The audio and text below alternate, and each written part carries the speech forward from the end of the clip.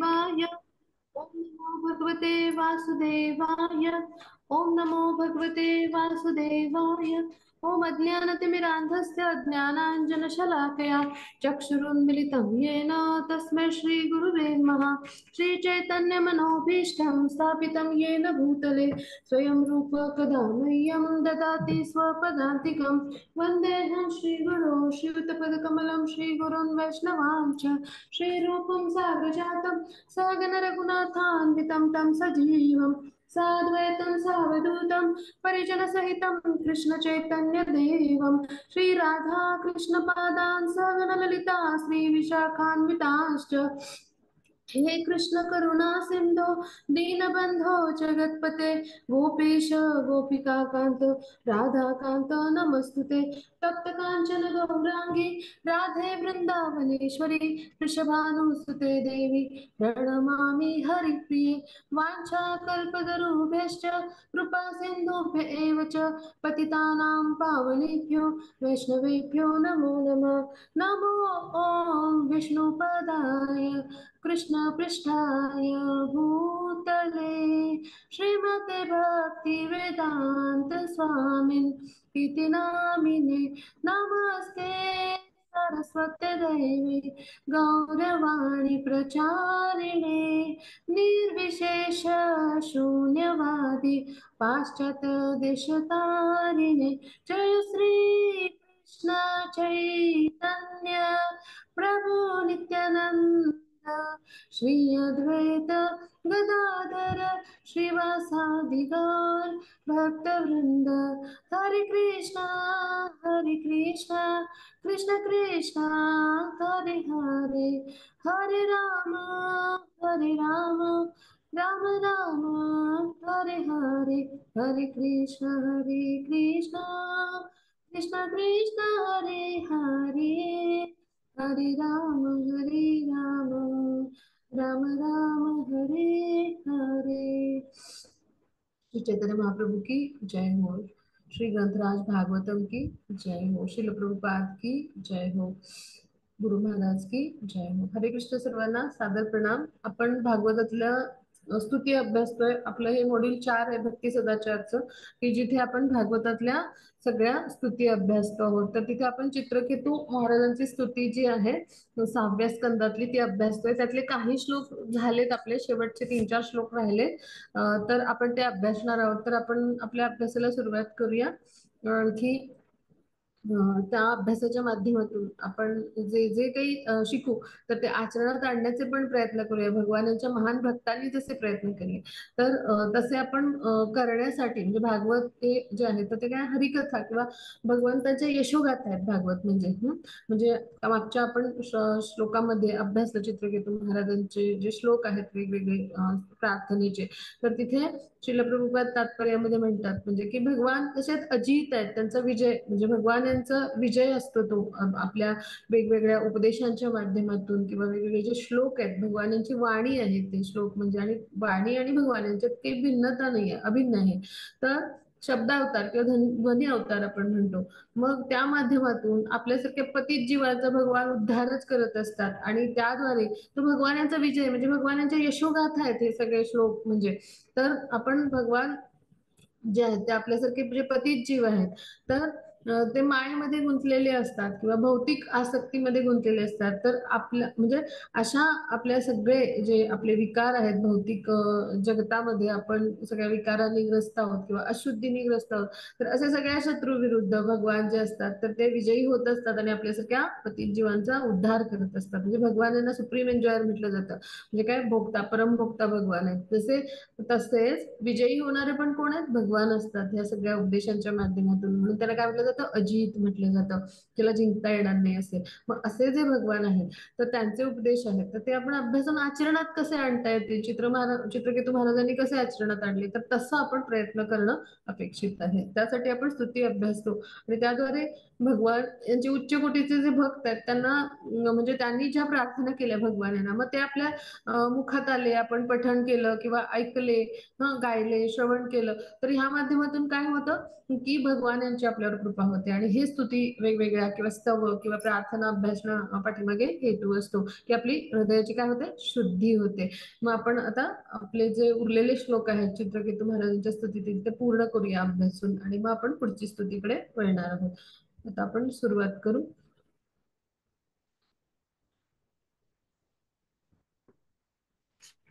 हा माताजी श्लोक वाचूया. हरे कृष्ण. निसते अथ अथ भगवन्द्वय मधुना त्वदवलोका परिमृष्टाश यमलाः सुरऋषीण यत् कथितं तावकेन कथमन्यथा भवति.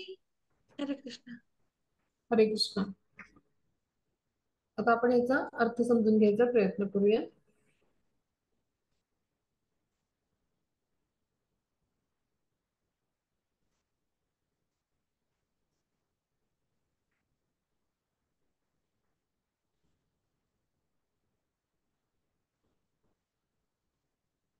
हरे कृष्ण.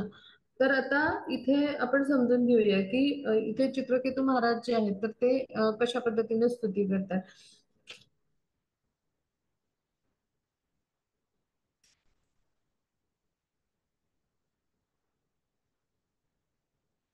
त्याची एक 2 मिनिटं, एक मला फोन येतो, एक 2च मिनिटं.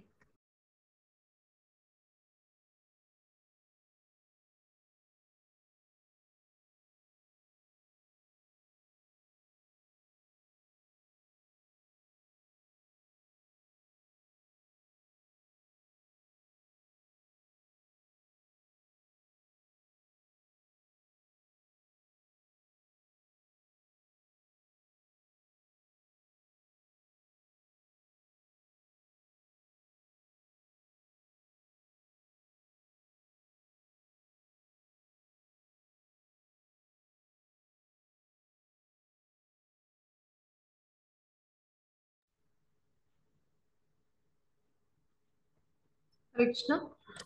तर आपण आता समजून घेऊया की इथे भगवान जे आहेत तर त्यांच्या विषयी चित्रकेतू महाराज काय म्हणतात. की ते म्हणतात की म्हणून हे भगवान, तुमच्या केवळ दर्शनानं माझ्यातल्या पापकर्मांचं सगळं प्रदूषण जे आहे, म्हणजे जे काही मी पापकर्म केली आणि त्यामुळं जे काही माझं जीवन असं दूषित आहे, म्हणून त्याला काय म्हणले, प्रदूषित असं जीवन.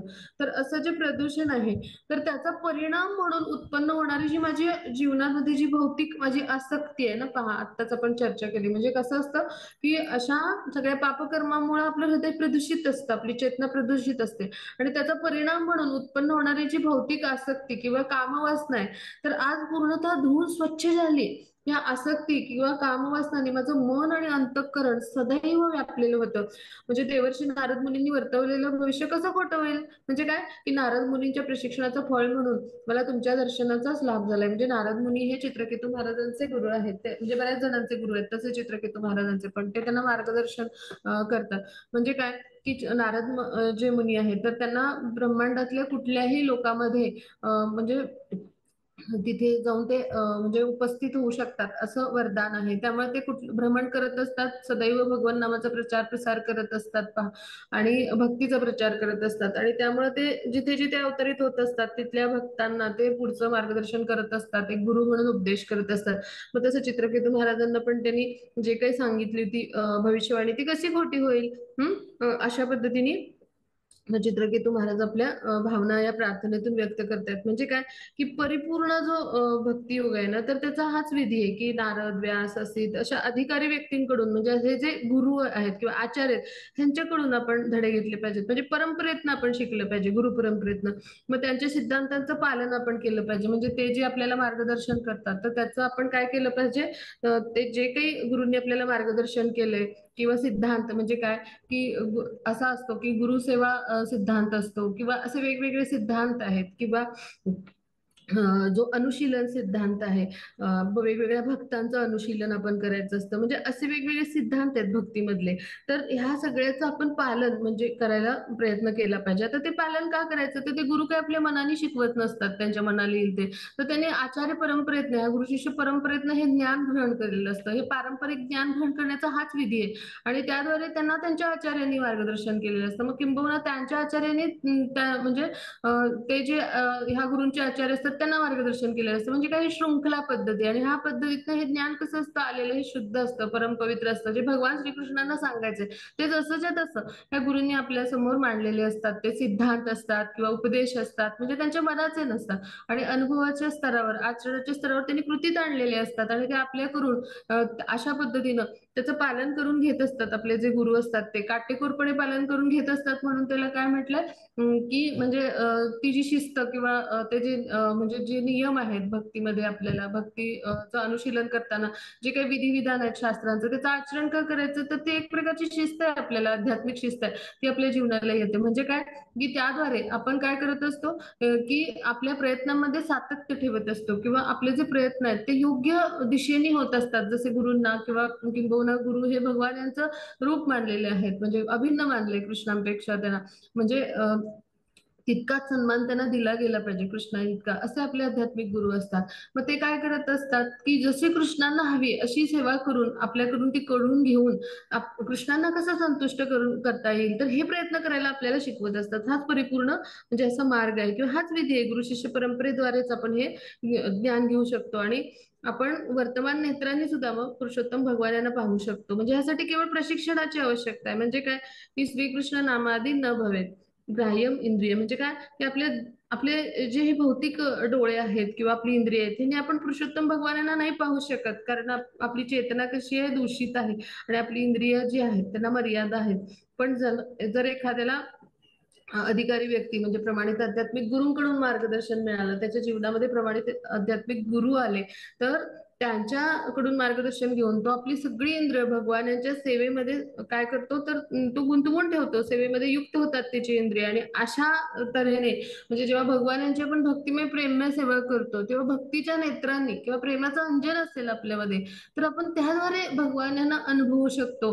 भगवान जे आहेत तर त्यांना पाहू शकतो किंवा त्यांचं दर्शन घेऊ शकतो. म्हणजे हृदयांतरातील समस्त पाप जी असतात आपली, तर ती नष्ट होतात. म्हणजे भगवान काय करतात, आपल्या हृदयामध्ये आहेतच की परमात्मा स्वरूपात, पण आपल्याला त्यांचं दर्शन का बरं होत नाही, तर आपली चेतना जी आहे ती काय प्रदूषित आहे.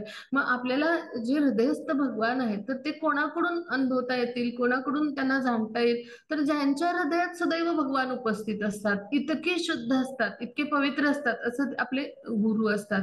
म्हणजे की जे भगवान यांच्याशी निष्ठ असतात, ब्रह्मनिष्ठ म्हटले गुरूंना. म्हणजे अशा तऱ्हेने ते भगवान यांच्याशी एकनिष्ठ तर असतातच, पण ते ब्रह्मस्तरावर म्हणजे भक्तीतला जो ब्रह्मस्तर आहे, त्या स्तरावर त्यांच्याशी एकरूप झालेले असतात. इतके परमपवित्र असे आपले गुरु असतात. हीच होलीनेस म्हणतात आपल्या गुरूंना, हो की नाही? का म्हणतात, तर भगवान यांच्यासारखेच ते काय पवित्र आहेत, हो की नाही? म्हणून आता आपण गुरु महाराजांना कसं बोलवतो की हिज होलीनेस, मग याचा अर्थ काय, परम पवित्र असा होतो. म्हणजे इतके ते पवित्र असतात आणि म्हणून ते त्यांच्या हृदयात भगवान हे जे परमात्मा स्वरूपात आहेत, तर त्यांच्या हृदयात जे भगवान आहेत तर त्यांची उपस्थिती ते जाणतात, किंवा भगवान यांच्याशी ते एकरूप झालेले असतात. त्यामुळे भगवान यांची जी इच्छा असते तीच गुरूंची इच्छा असते, आणि भगवान यांना संतुष्ट करायचं हीच गुरूंची इच्छा असते. पहा, मग कृष्णांना कसं संतुष्ट करता येईल हे आपल्याला ते शिकवतात. मग अशा आध्यात्मिक गुरूंच्या जेव्हा आपण आश्रयाखाली जातो, तेव्हा काय होतं, आपल्या हृदयातली जी पापं असतात, म्हणजे काय जे परिणाम असतात अशा पापांचे, वेगवेगळ्या तऱ्हेचे प्रभाव असतात आपल्या हृदयावर, म्हणजे प्रदूषित झालेली असते आपली चेतना किंवा हृदय प्रदूषित असतं, तर ते काय होतं, शुद्ध होतं. किंवा काय होतं, आपलं जी पाप आहेत अशी सगळी ती धुवून म्हणजे धुवून काढली जातात, किंवा आपली शुद्धी होते. म्हणजे कृष्ण भावना ही निरंतर शुद्धीचीच प्रक्रिया आहे. आणि गुरु शिष्य परंपरा ही कशासाठी आहे, अशा पद्धतीनं आपण गुरूंकडून मार्गदर्शन घेऊन आपली शुद्धी करून घेऊन आपण स्वतःला तीन गुणांच्या बंधनातून मुक्त करून घेऊन भगवत धामाची प्राप्ती करू शकू. यासाठी तर हे सगळं ज्ञान आहे. हे कुठल्या शाळा कॉलेज महाविद्यालयातून नाही मिळत. ह्यासाठी काय करायला पाहिजे, म्हणजे विधी काय आहे, प्रामाणिक विधी की गुरु शिष्य परंपरेचा आपण आश्रय घेतला पाहिजे. पहा, आणि त्याद्वारे आपण भगवंतांना याची डोळा याची देह म्हणतो, म्हणजे या वर्तमान देहात असून सुद्धा आपण शुद्ध होऊन भगवानांना पाहू शकतो. पहा, भगवान यांच्याप्रती ब्रह्मज्योती हे तेज असतं. पहा, म्हणजे तेज काय आहे, ब्रह्मज्योती म्हणजे काय आहे, अंतरंग शक्ती जी आहे भगवान यांची आध्यात्मिक शक्ती, तर तिचं प्रक्षेपण आहे, त्यामुळे ते आच्छादित असतात.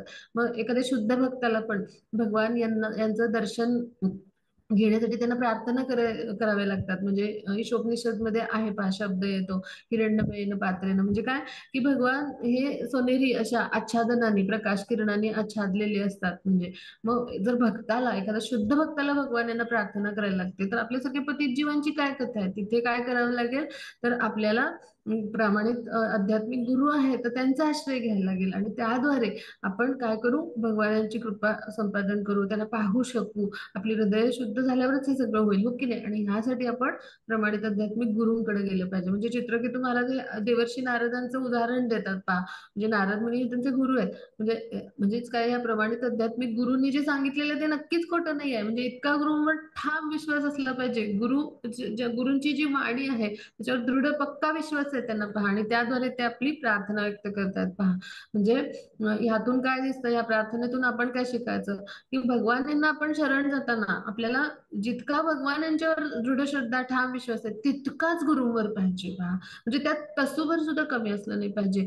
जे माझ्या गुरूंनी सांगितलंय ना, ते तसंच्या तसंच असणार. ते खोटं बरं असेल, चित्रकेतू महाराजांना वाटते, मग तसंच आपल्याला वाटलं पाहिजे. तेव्हा आणि तेव्हा आपण काय होतो, खऱ्या अर्थाने शरण जातो गुरुंना. अन्यथा एकच मिनिट हा, पूजा माताजींचा मला फोन येतो जरा. सगळ्यांचे इनिशिएशन संदर्भात सुरू आहेत घडामोडी.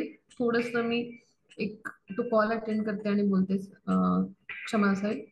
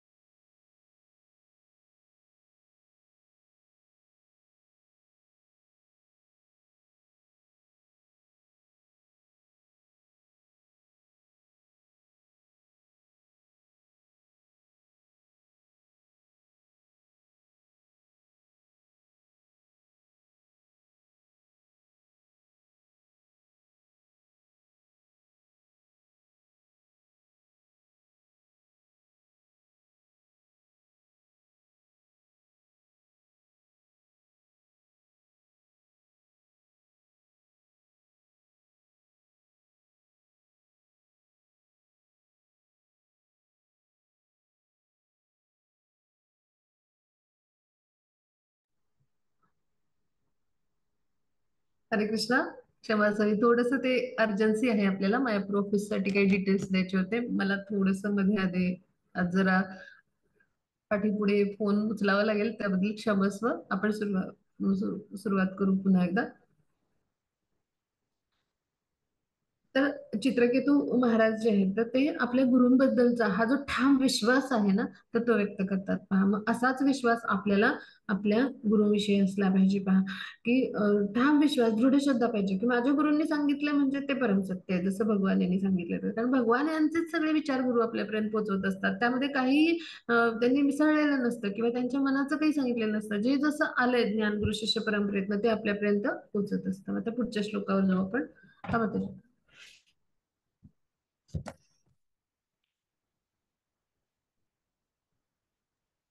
विधि विदितमनंत समस्त तव जगदात्मनो जनेरिहा चरितम विज्ञान्यप्यं परम गुरो कियदि कियदिव सवितुरिव हद्योगतैः. हरे कृष्ण. हरे कृष्ण. आता आपण समजून घेऊया ह्या श्लोकाचा अर्थ. इथे काय म्हणतात की हे अनंत भगवान या भौतिक जगातील जीवात्म्याची सगळी कार्य तुम्हाला ज्ञात आहेत, कारण तुम्ही परमात्मा आहात. सूर्याच्या उपस्थितीत काजव्याच्या प्रकाशाचा काय बरं लाभ? त्याप्रमाणे वस्तुतः तुम्ही सगळं काही जाणणारे असल्यामुळे तुम्हाला सांगण्यासारखं असं माझ्याकडे काहीच नाहीये.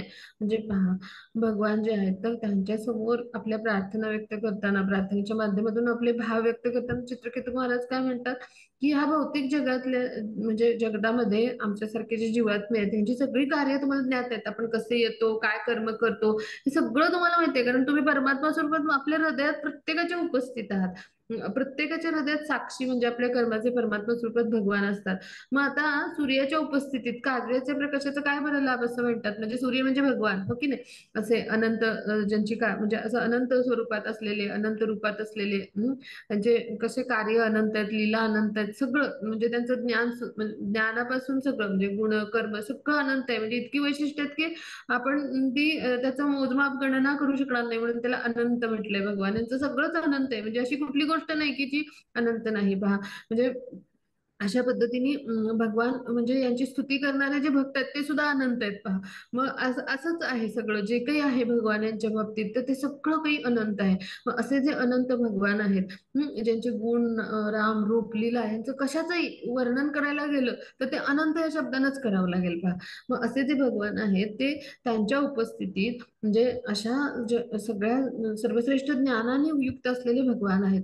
मग म्हणजेच ते सूर्य म्हणजे एखादा सूर्य की ज्याला सर्वश्रेष्ठ तेज आहे सूर्याला. आता भौतिक जगतातलं उदाहरण घेतलं इथं, म्हणजे भौतिक जगतामध्ये सूर्याला प्रकाश जो भगवानाच्या ब्रह्मज्योतीतून येतो, तर तो सूर्याचा प्रकाश आपल्याला जेव्हा येतो ह्या भौतिक प्रकृतीला मिळतो, तेव्हा आपण सगळं काही पाहू शकतो. पहा, मग असा जो प्रकाश देणारा सूर्य ह्याचं उदाहरण घेतलंय, भले ते भौतिक असेल तरी, म्हणजे काय की सूर्य सर्वात तेजपुंज आहे आपल्या भौतिक सृष्टीसाठी. मग तसे भगवान यांचे जर म्हणजे जे ज्ञान आहे किंवा भगवान यांचं जे कर्म आहे किंवा त्यांच्या लीला आहेत, गुण आहेत, त्यांचं जर वर्णन करायचं असेल तर त्यांना सूर्याची उपमा देतात चित्रकेतू महाराज.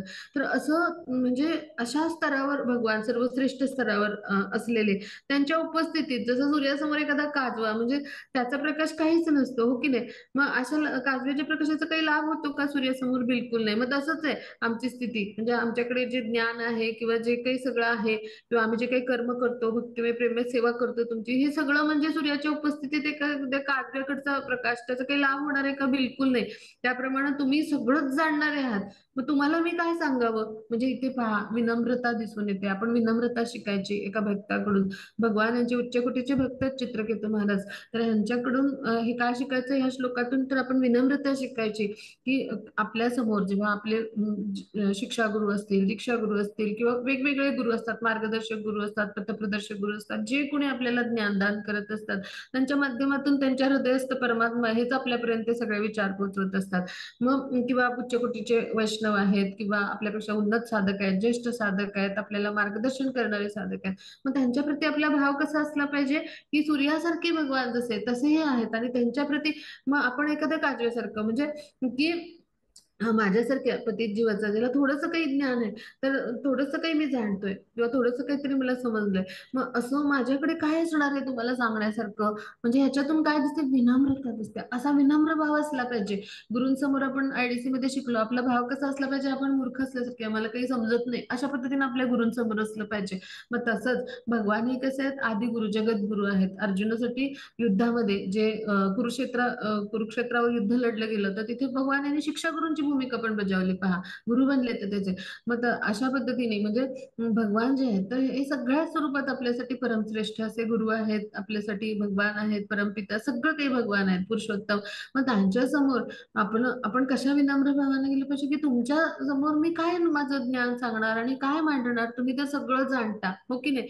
मग तुमच्या समोर मी सांगण्यासारखं असं काय आहे माझ्याकडं? जे काही आहे ते तुमच्याकडूनच आलेलं आहे. मग हा जो भाव आहे ना, असा विनीत भाव, असा विनम्र भाव आपल्यामध्ये आपण बाळगण्याचा प्रयत्न केला पाहिजे, की जे चित्रकेतू महाराज जे अत्यंत उत्तम पद्धतीने म्हणतात पहा, हे एखाद्या भक्ताला असलं पाहिजे. नाहीतर पहा, अन्यथा काय होतं, थोडंसं काही जाणलं, थोडंसं काही लेवल शिकलं, आपल्याला वाटतं मला जे काही समजतं किंवा जे काही आपण थोडेफार स्किल्स डेव्हलप करतो, म्हणजे आपल्याला जे काही समजलेलं असतं, आपल्याला एखादी गोष्ट येत असते, मग आपलं कसं होतं, भौतिक टीका म्हणून हा घेऊ नये, नको घेऊया कोणी भाग, हा आपल्या सगळ्यांचंच होतं.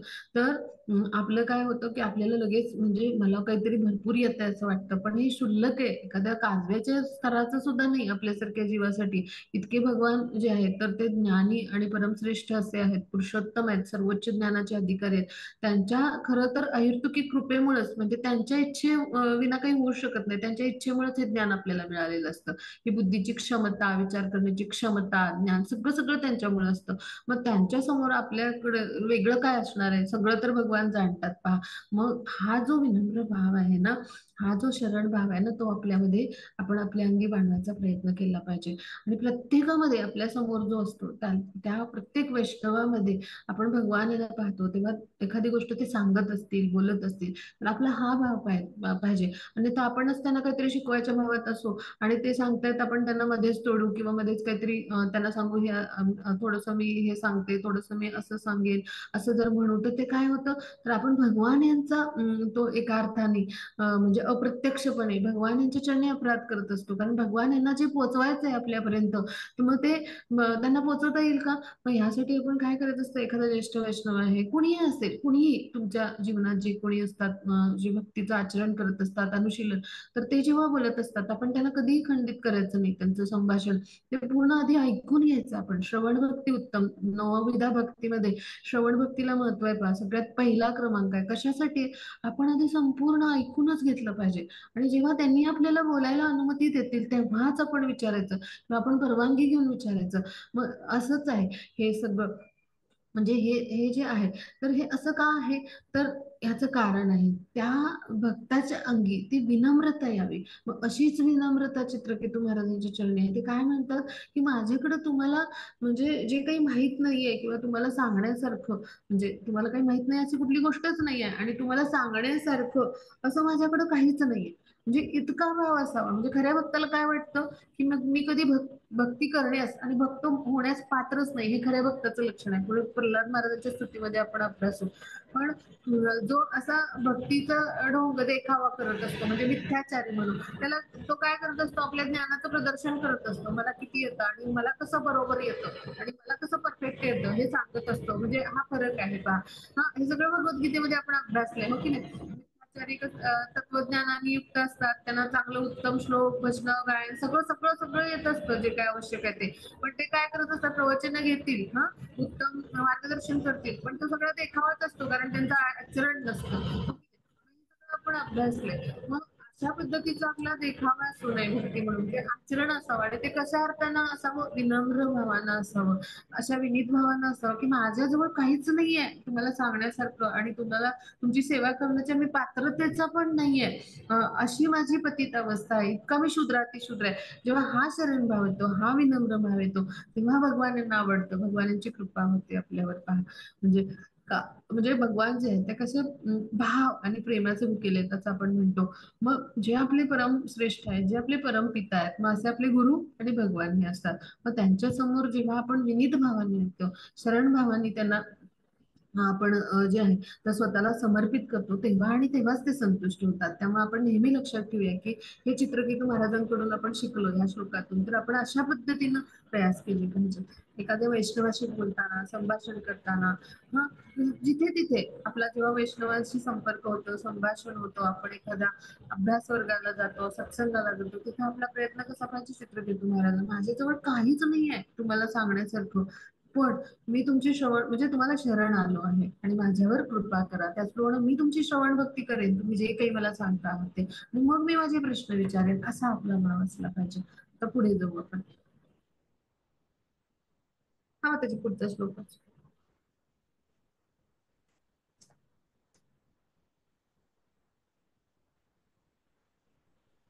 नमस्तुभ्यं भगवते सकल जगस्थितलयोदयेशाय दूरवसितात्म गयते गतये योगिनां विदा परमहंसा हरे कृष्ण. हरे कृष्ण. आता या श्लोकातून आपण समजून घेऊया. आता इथे भगवान जे आहेत तर त्यांच्यासाठी चित्रकेतू महाराजांचा भाव कसा आहे पहा. नमस्तुभ्यम असं म्हणतात. नमस्तुभ्यम भगवते. तुभ्य म्हणजे तुम्हाला, भगवते म्हणजे भगवान. तर तुम्हाला मी नमस्कार करतो असं म्हणतात. हे भगवान, मी तुम्हाला नमस्कार करतो, वंदन करतो. आता का वंदन करतो म्हणतात, पुढे त्यांची स्तुती गातात. स्तव आणि स्तुती म्हणजे काय असतं, भगवान यांच्या विषयीचं ते गुणगान असतं. म्हणजे भगवानांचं नाम रूप.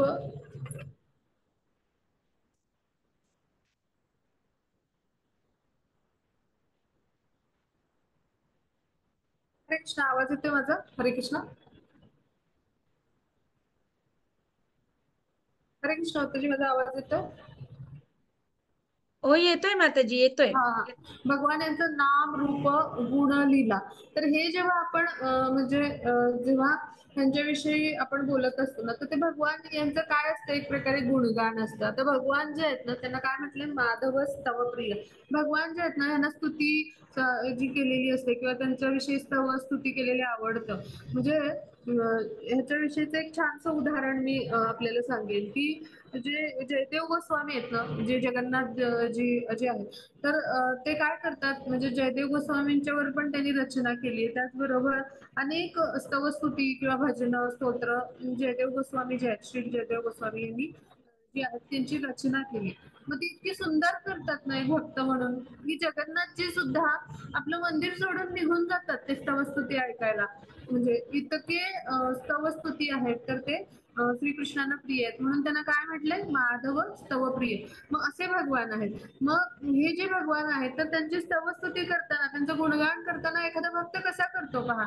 आपल्याला असं गुणगान करता आलं पाहिजे आपल्या जे भगवान आहेत, तर त्यांचं गुणगान करताना आपण ते कसं करायचं, त्यांचं नाम रूप गुण लीला, त्यांच्याविषयी स्तुती कशी करायची, त्यांचं गुणगान कसं करायचं, हे का आपण शिकलं पाहिजे. तर भगवानांचे ते यशोगाथा आहेत. मग भगवानांच्या यशोगाथा आपण जेव्हा सगळ्यांपर्यंत पोहोचवू तेव्हा ती एक प्रकारे सेवाच आहे ना. मग ती सेवा कशी करायची हे ह्या श्लोकाच्या तात्पर्यातून आणि भावार्थातून आपण शिकूया पहा. मग हे सुद्धा महत्वाचं आहे आपल्याला. भगवान यांची योग्य पद्धतीनं जी आहे तर ती यशोगाथा सगळ्यांपर्यंत पोहोचवता आली पाहिजे. ही एक प्रकारची भक्तिमय प्रेममय सेवाच आहे या माध्यमातून. आणि ती जितक्या जास्त लोकांपर्यंत आपण पोहोचू तितकं काय होईल की त्यांच्यापर्यंत भगवान कृष्णही पोहोचतील. आणि जेव्हा भगवान कृष्णाविषयी जो कोणी ऐकेल, हरिकथा ऐकतो, त्याचं हृदय काय होतं, शुद्ध होतं. त्याच्या हृदयामध्ये भगवान प्रकट व्हायला लागतात पहा. म्हणजे एक प्रकारे भगवान यांनाच आपण पोहोचवत असतो स्तवस्तुतीच्या माध्यमातून, म्हणजे प्रत्येकापर्यंत. आणि म्हणून भगवान यांना स्तवस्तुती प्रिय आहेत का, तर त्याद्वारे माझा भक्त काय करतोय, प्रत्येकापर्यंत ही स्तवस्तुती जी आहे तर ती पोहोचवतो. म्हणजे काय, प्रत्येकापर्यंत कृष्णांना पोहोचवतो. म्हणजे एक प्रकारे तो प्रत्येकाचा उद्धार होण्याच्या कार्यामध्ये भगवान यांनी जे कार्य घेतले हाती प्रत्येकाचा उद्धार करण्याचं, तर त्या कार्यामध्ये एक प्रकारे ती मदतच करत असतो अप्रत्यक्षपणे. म्हणजे इतकं ते पवित्र कार्य. आणि हेच कार्य गुरु करत असतात भगवान यांच्या आज्ञेनुसार, भगवान यांची सेवा म्हणून, भगवान यांच्या लीलेचा भाग म्हणून सेवा करायला येतात ते, किंवा लीलेचा भाग म्हणून येतात आणि सेवा करतात. म्हणजे जे काही भगवान यांची योजना असते त्यानुसार गुरु कार्य करत असतात. असं जे कार्य आहे ते आपण सुद्धा करू शकतो या स्तवस्तुतीच्या माध्यमातून. मग कशी स्तुती करतात पहा चित्रकेतू महाराज. तुम्ही या भौतिक सृष्टीचे कर्ता आहात, पालक संहारक आहात, परंतु घोर विषयी असणाऱ्या, सदैव भेददृष्टीने पाहणाऱ्या लोकांना तुम्हाला पाहण्यासाठी नेत्रच नाही. त्यांना तुमची वास्तविक स्थिती ज्ञात झाली नाहीये आणि त्यामध्ये निष्कर्ष काढतात की भौतिक सृष्टी तुमच्या ऐश्वर्यापासून भिन्न आहे. तर हे परमेश्वरा, तुम्ही परम विशुद्ध आणि षडऐश्वर्य पूर्ण या, आणि यासाठी मी तुम्हाला वंदन करतोय. म्हणजे काय इथं म्हणतात, स्तुती करण्याचा प्रकार कसा आहे पहा, पद्धत कशी आहे सगळ्यांनी समजून घ्या. नास्तिक लोक असा विचार करतात की भौतिक सृष्टी भौतिक घटकांच्या संयोगाने अकस्मात निर्माण झाली. म्हणजे ते वेगवेगळ्या बिग बँग थिअरी वगैरे असे निर्माण म्हणजे ते असे काहीतरी सिद्धांत निर्माण केलेत पहा लोकांनी. टीका करणे असं घेऊ नये आपण याचा अर्थ, पण जे काही अस्तित्वात आता सध्या आहे ते सांगायचा प्रयत्न करते. मग मला सांगा की एखाद्या ताऱ्याचा विनाश होऊन त्याच्यापासून काही निर्मिती होईल का. जिथे विनाश असतो तिथे निर्मिती होते का, बिलकुल नाही. हो की नाही, नष्ट होतं तिथं काही निर्माण होतं का.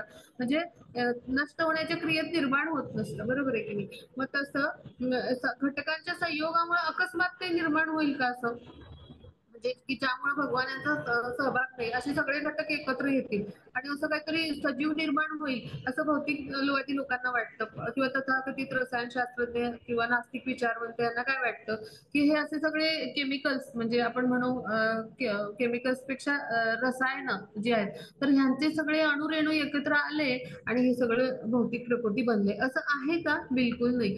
म्हणजे आपण लक्षात घेऊया की त्या सगळ्यामध्ये चेतना देणारे कोण आहेत? अणूच्या अंतरात सुद्धा भगवान उपस्थित असतात परमात्मा स्वरूपात. म्हणजे अणू रेणू नुसते एकत्र येऊन काही होणार आहे का? बिलकुल नाही. आपण भगवद्गीतेत अभ्यासले, हो की नाही? असे सूक्ष्माती सूक्ष्म भगवानांचं परमात्मा स्वरूप आहे. म्हणजे कसं आहे, तर एक म्हणजे त्यांचं भागवतामध्ये वर्णन आहे, की म्हणजे ते इतक्या सूक्ष्म म्हणजे इतक्या सूक्ष्म म्हणजे स्तरावर आपल्यामध्ये उपस्थित असतात. म्हणजे आपला जो जीवात्मा आहे तो भगवान यांचा अंश आहे. म्हणजे त्याचा स्तर, त्याचा जो आहे, तर तो आकार केवढा आहे, तर एक जो आपल्या डोक्यावरचा केस आहे, तर त्याचा 10,000वा भाग केला तर इतकं सूक्ष्म असं भगवानांचं रूप आहे. म्हणजे अणुच्या अंतरात सुद्धा भगवान हे उपस्थित असतात. म्हणजे जीवात्मा हा काय आहे, तर भगवान यांचाच अंश आहे, जीवात्मक अंश आहे. We are part and parcels of Krishna. तर प्रत्येक गोष्टीमध्ये चर अचर म्हणजे जीवात्मा म्हणून प्रत्येक गोष्ट जी आहे, तर किंवा जीव म्हणलं जातं प्रत्येक गोष्टीला, कारण ती प्रत्येक गोष्ट कृष्णापासून बनली आहे, कृष्णाची निर्मिती आहे. आणि त्या प्रत्येकामध्ये पुन्हा परमात्मा स्वरूपात भगवान उपस्थित असतात.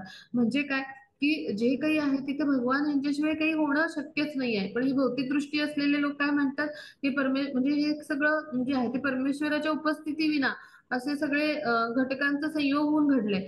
मग परमेश्वरांचं ते म्हणजे नाव घ्यायचं पण टाळतात, किंवा परमेश्वराची सृष्टी त्यांना समजणं अशक्य आहे. कारण ते भोगवादी आहे. म्हणजे ही सृष्टी कशाला निर्माण केली आहे भगवान यांनी, तर आपण ह्या भौतिक प्रकृतीचा उपभोग घेऊन आपल्या शारीरिक आवश्यकता ज्या आहेत त्या पूर्ण करून, इंद्रियांच्या आवश्यकता पूर्ण करून आपण भगवानांची भक्तिमय प्रेममय सेवा करावी, यासाठी ते निर्माण केले. भगवान म्हणतात पण भगवद्गीतेमध्ये, हो की नाही, मय्याध्यक्षेण, हो ना, असं उल्लेख आहे तर म्हणजे काय, की भगवान स्वतः जे आहेत तर ह्या भौतिक प्रकृतीचे अध्यक्ष आहेत. त्यांच्या मार्गदर्शनाखाली ही जी मायाशक्ती कार्य करते तिचे स्वामी भगवान आहेत. मग असे जे आहेत भोगवादी लोक, यांना भगवान समजणं किंवा भगवान यांनी सृष्टीची का निर्मिती केलं हे समजणं अशक्य आहे. म्हणजे ते अत्यंत आसक्त आहेत भौतिक म्हणजे कर्मामध्ये, आणि ते भोगवादी आहेत. पण जे परमहंस आहेत किंवा परम विशुद्ध असे जे आहेत, असे कोण आहेत? भगवान जे आहेत, तर त्यांना म्हटलं जातं पुरुषोत्तम असं म्हटलं जातं. मग आता असे जे भगवान आहेत, तर त्यांना समजण्यासाठी किंवा त्यांची निर्मिती समजण्यासाठी म्हणजे एखादा जो भक्त आहे, तर त्याला काय करावं लागेल? त्याला शरण जावं लागेल आणि त्यांना जाणण्याचे भगवद्गीता किंवा भागवतातून तत्वतः प्रयत्न करावे लागतील, असं म्हणतात पहा 10.2 जे आहेत, तर तिथे तत्वतः भगवान यांना कसं कोण जाणू शकेल? तर भगवद्गीता किंवा भागवतातील उपदेशातून एखादा भक्तच जाणू शकेल. मग असा जो भक्त असतो तो कशा पद्धतीने वर्णन करतोय पहा. म्हणजे असे सगळे जे लोक आहेत भौतिक प्रकृतीतले, तर हे काही जाणू नाही शकणार असे जे भोगवादी लोक आहेत. आणि पापी लोक काय करतात, की इंद्रिय तृप्तीवर अत्यंत आसक्त असल्यामुळे एखादं गाढव काय करतात, की त्याचं उदाहरण आपण घेऊया. ते काय करतं, दिवसभर धनाच्या भीतीने काबाड कष्ट करतं, कारण त्याला ते काबाड कष्ट केल्यावर खायला अन्न मिळणार असतं. मग थोडस काहीतरी सुका गवताचा चारा ते खातं आणि त्यानंतर मग गाढविणीच्या लाथा खाऊन म्हणजे आपली कामवासना तृप्त करतं आणि अत्यंत आनंदी झालं की ते भसाड्या स्वरूपात गातं, असं गाढवाचं कार्य असतं. मग आपल्यासारख्या पतित जीवांचं भौतिक इंद्रिय तृप्ती जेव्हा आपण अत्यंत आसक्त होऊन या भौतिक जगतामध्ये करत असतो, तेव्हा असंच घडतं गाढवासारखं. म्हणजे आपल्या जीवनाचं उद्देश जे आहे तर तेच आपल्याला माहित नसतं. मानवी जीवनाचं अंतिम ध्येयच माहित नसतं. फक्त आहार निद्रा भयभयतून अशा पद्धतीनं भौतिक कार्यकलापात, म्हणजे इथं उदाहरण दिले गाढवाचं, तर गाढवाप्रमाणे आपण व्यस्त असतो पहा. म्हणून सगळ्या मनुष्यामध्ये असे लोक कसे अधम मानलेले, पशुवत जीवन आहे ना ते, अधम योनी कशा असतात तसंच जीवन आहे.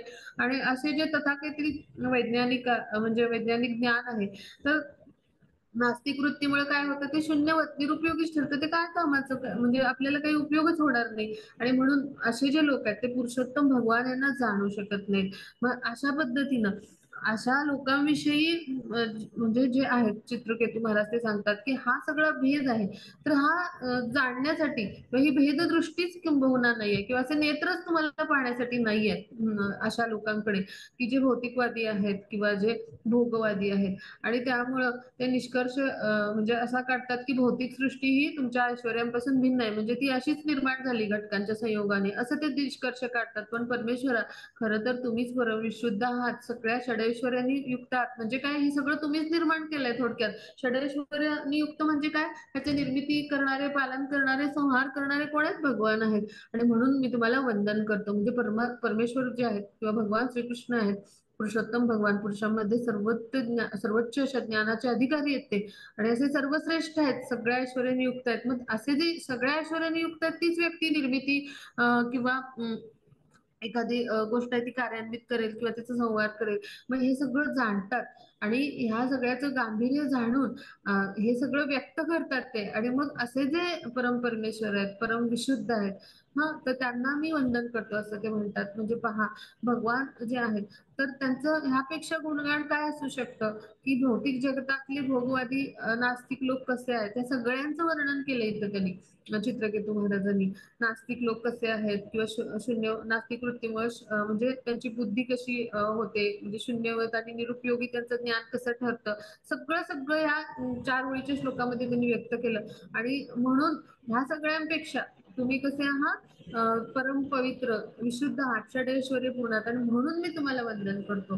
म्हणजेच काय, की भगवान यांचं सर्वश्रेष्ठत्व अशी तुलना करून अशा माध्यमातून चित्रकेतू महाराज जे आहेत तर ते आपल्या समोर जे आहेत ते मांडतात. पहा, म्हणजे एखादा जो आहे, उदाहरण घेऊया आपण, की तुलना करताना एखादा जो कमजोर व्यक्ती आहे आणि जो सशक्त व्यक्ती आहे त्यांची तुलना करतात आणि मग ती व्यक्ती कशी सशक्त आहे तर ते मांडलं जातं. म्हणजे तर हा एक प्रकारे स्तुतीचा प्रयास असतो. जो सशक्त व्यक्ती आहे तिच्याविषयी ती स्तुती व्यक्त करण्याचा प्रयास असतो. मग इथं तर भगवान सर्वश्रेष्ठ आहेत, पुरुषांमध्ये उत्तम आहेत. पण त्यामुळं इथे काय करतायत चित्रकेतू महाराज, तर अ, जी जी काही आपली पतित जीव म्हणून मर्यादा आहे किंवा जे भौतिकवादी लोक जे विचार करतात त्यांची जी विचार प्रक्रिया आहे किंवा जे नास्तिक विचारवंत आहेत त्यांची जी विचार प्रक्रिया आहे आणि त्याचबरोबर नास्तिक वृत्तीमुळे त्यांचं ज्ञान कसं शून्यवत निरुपयोगी ठरतं, असे जे भोगवादी लोक आहेत त्या सगळ्यांना एका स्तरावर आणतात. म्हणजे ते कसं त्यांचं ज्ञान आहे ते खोल ठरतं, निरुपयोगी ठरतं हे मांडतात. आणि दुसऱ्या बाजूला भगवान यांचं सर्वश्रेष्ठत्व जे आहे ते जे आहे आपल्या समोर मांडतात. म्हणजे हा सर्वश्रेष्ठ असा गुणगानाचा एक प्रकार आहे किंवा सर्वश्रेष्ठ असं स्तुती सुमन जे आहेत तर ती व्यक्त करण्याचा हा एक प्रकार आहे. म्हणजे पहा, त्यांचा अभ्यास किंवा त्यांचा सरळ भाव किंवा ते किती ज्ञानी आहेत पहा, भगवानाचे असे ज्ञानी भक्त आहेत चित्रकेतू महाराज, त्यांनी हे जाणले मर्म. आणि त्यामुळे ते काय करतात, एका बाजूला नास्तिकवादी, भोगवादी, भौतिकवादी यांचं वर्णन करतात आणि त्यांच्या ज्ञानाचा किंवा त्यांचं जे ज्ञान आहे ते कसं निरुपयोगी ठरतं त्याचा एक प्रकारे उपहास करतात. म्हणजे आणि त्याचबरोबर तिथे पापी लोक कसं इंद्रिय तृप्तीला आसक्त असतात, तिथे गाढवाची उपमा त्यांनी दिली आहे, त्या भौतिक कार्यकलापात कसे व्यस्त असतात हे मांडतात. म्हणजे ही वस्तुस्थिती आहे खरं तर. हा, आणि हे सगळं मांडतात एका बाजूला आणि दुसऱ्या बाजूला भगवान यांचं सर्वश्रेष्ठत्व कसं आहे ते मांडतात. म्हणजे ह्यापेक्षा सुंदर अशी स्तुती गुणगान असू शकतं का? अगदी आपल्याला काय म्हणतो, पारदर्शक असं क्रिस्टल क्लिअर असं म्हणतो, अशा पद्धतीनं आपल्यासमोर चित्रकेतू महाराज मांडतात. मग ह्यातून आपण काय शिकायचं, एक ज्ञानी भक्त म्हणून, भगवानांचे प्रचारक म्हणून, भगवानांचे सेवक म्हणून आपल्याला जेव्हा एखादा नास्तिक व्यक्ती आपल्या समोर, एखादा भोगवादी व्यक्ती, एखादा जो असा व्यक्ती की ज्याला भगवानांच्या म्हणजे ह्यांच्या कार्याविषयी शंका आहे किंवा असा भोगवादी व्यक्ती, तर त्या म्हणजे तो जेव्हा प्रश्न उपस्थित करतो तेव्हा आपण शास्त्रातला योग्य तो दाखला देऊन, शास्त्रातलं योग्य ते स्पष्टीकरण देऊन आपण त्याला समाधानी करायचा प्रयत्न केला पाहिजे. जर आपल्याला शक्य नाही तर आपण तिथून निघून गेलं पाहिजे. हे सगळे आता आपल्याला म्हणजे जे काही आहेत शास्त्रीय दृष्टिकोन हे माहिती आहेत. पण आपण अशा स्तरावर ज्ञानामध्ये उन्नत व्हायचे प्रयत्न केले पाहिजेत की आपण एखाद्या व्यक्तीला समाजाच्या कल्याणाकरिता किंवा त्या व्यक्तीच्या उद्धाराकरिता आपण शास्त्रसंमत जे काही आहे तर किंवा शास्त्रातले जे काही निकष आहेत किंवा दाखले आहेत ते आपण सांगायचा प्रयत्न करायचा, आपण पटवून द्यायचा प्रयत्न करायचा, त्याच्यासमोर ते निष्कर्ष मांडण्याचा. आणि समजा नाही शक्य आपल्याला तर मग आपण तिथून निघून जायचं, आपण ते करण्यास समर्थ असू तर. तर हे जे आहे मार्गदर्शन, तर त्यानुसार आपण काय केलं पाहिजे अशा पद्धतीनं, असे जे भोगवादी भौतिकवादी लोक आहेत तर ह्यांच्या समोर अशा तुलनात्मक पद्धतीनं जे जसं चित्रकेतू महाराजांनी हे जे त्यांचे विचार आणि भाव मांडलेत असं जेव्हा आपण आपले म्हणजे जे कृष्णांनी आपल्यापर्यंत पोहोचवलेले उपदेश आहेत आणि त्यातून आपल्याला काय शिकायला मिळालं हे जर आपण असे मांडले तर निश्चितच काय होतं की समोरच्या व्यक्तीला ते पटतात पहा. मग हे हे जे कसब आहे ना किंवा हे जे काय म्हणू एक प्रकारचं स्किल म्हणू आपण किंवा ही कला आहे ना ही भक्तांना जमते कारण भक्त हे भगवान यांचे कसे असतात म्हणजे अत्यंत म्हणजे असे भगवान यांच्याशी एकनिष्ठ असे असलेले किंवा भगवान यांच्यावर दृढ विश्वास आणि श्रद्धा असलेले निष्ठा असलेले असे उत्तम सेवक असतात त्यांची भक्तिमय प्रेममय सेवा करत असतात आणि असे जे भक्त असतात त्यांचा भाव आणि प्रेम पाहून भगवान हे त्यांच्या वाणीमध्ये असं सामर्थ्य देतात त्यांच्या हृदयामध्ये अशा पद्धतीचं म्हणजे जी शुद्धता असते त्यात ती जी एक प्रकारे भगवानाच्या सेवेमुळे निर्माण झालेली असते तर त्यामुळे काय होतं त्यांच्या वाणीला सामर्थ्य येतं आध्यात्मिक बल प्राप्त होतं. Purity is the force. Srila प्रभुपादांनी इस्कॉनचे जे 4 तत्व सांगितले त्यामध्ये काय आहे प्युरिटी इज द फोर्स तिसरं तत्व आहे. तर फोर्स म्हणजे काय म्हणजे ते बल कशामुळे येतं तर अशा पद्धतीच्या भक्तिमय प्रेममय सेवेमुळे आणि हृदयाच्या शुद्धतेमुळे येतं भक्ताच्या किंवा त्याच्या भाव आणि प्रेमामुळे येतं आणि त्यामुळे आपण अशा योग्य यथार्थ पद्धतीने मांडू शकतो बा जसे चित्रकेतू महाराजांनी मांडले. मग हे आपण शिकायचा प्रयत्न करायचा चित्रकेतू महाराजांच्या प्रार्थनेतून. आता पुढे जाऊ आपण. हा बद्दल पुढची slide.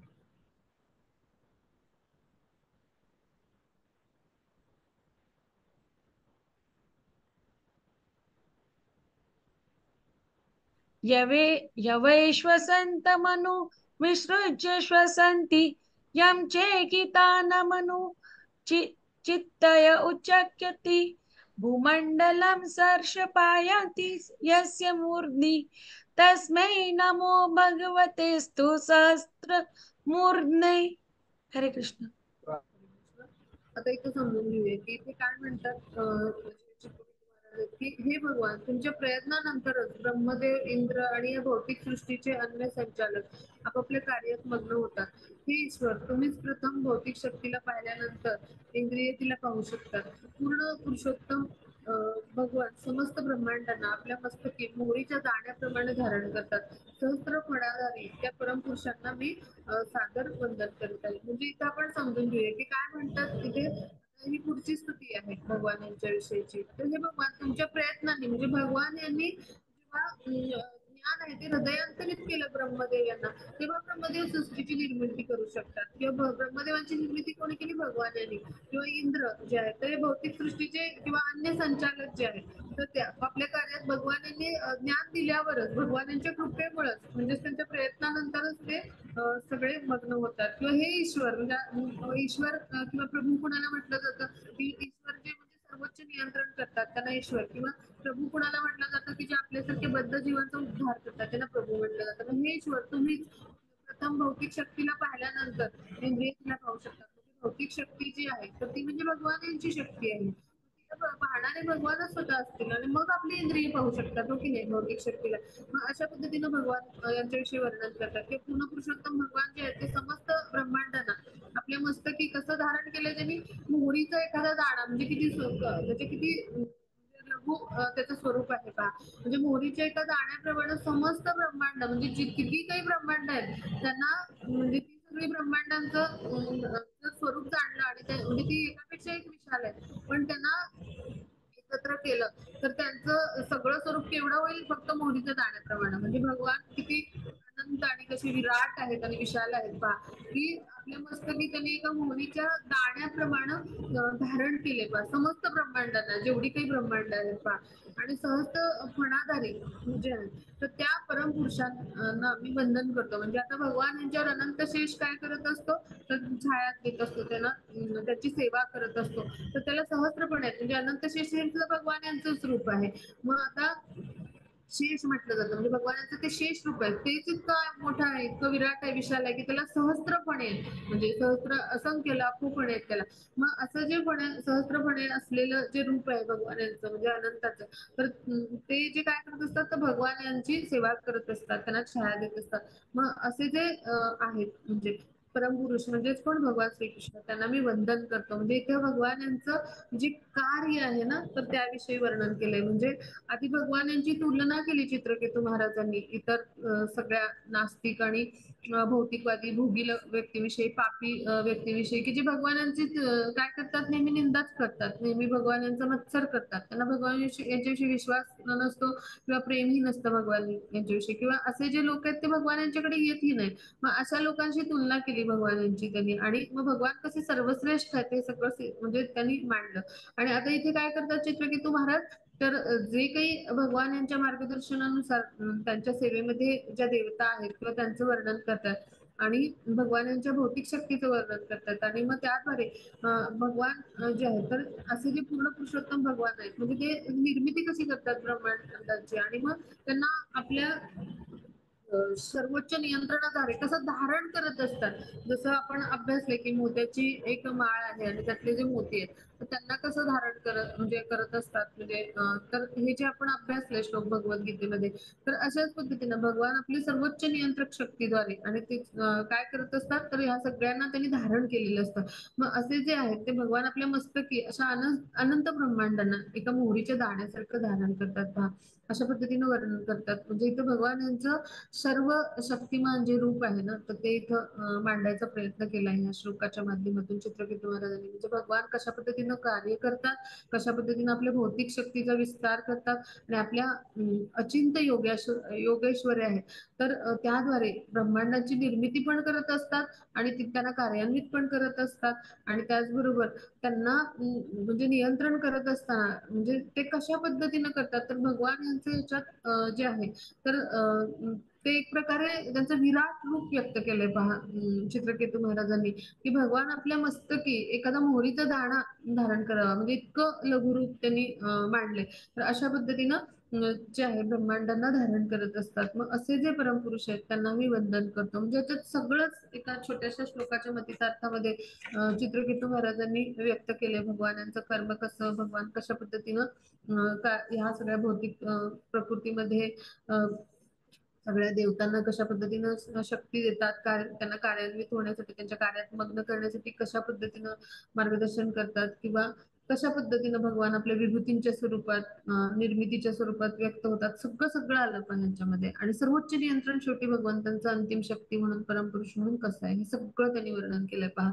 मग अशा पद्धतीनं ही परिपूर्ण अशी स्तुती आहे ही तर आपली संपली. आता आपण पुढच्या स्तुतीवर बोलूया. प्रल्हाद महाराजांची स्तुती अभ्यासूया.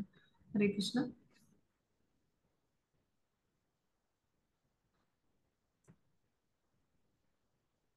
हा माताजी ही स्तुती संपली इथे. आता प्रल्हाद महाराजांची स्तुती 7व्या कॅन्टोतला 9वा अध्याय. हो माताजी, हो.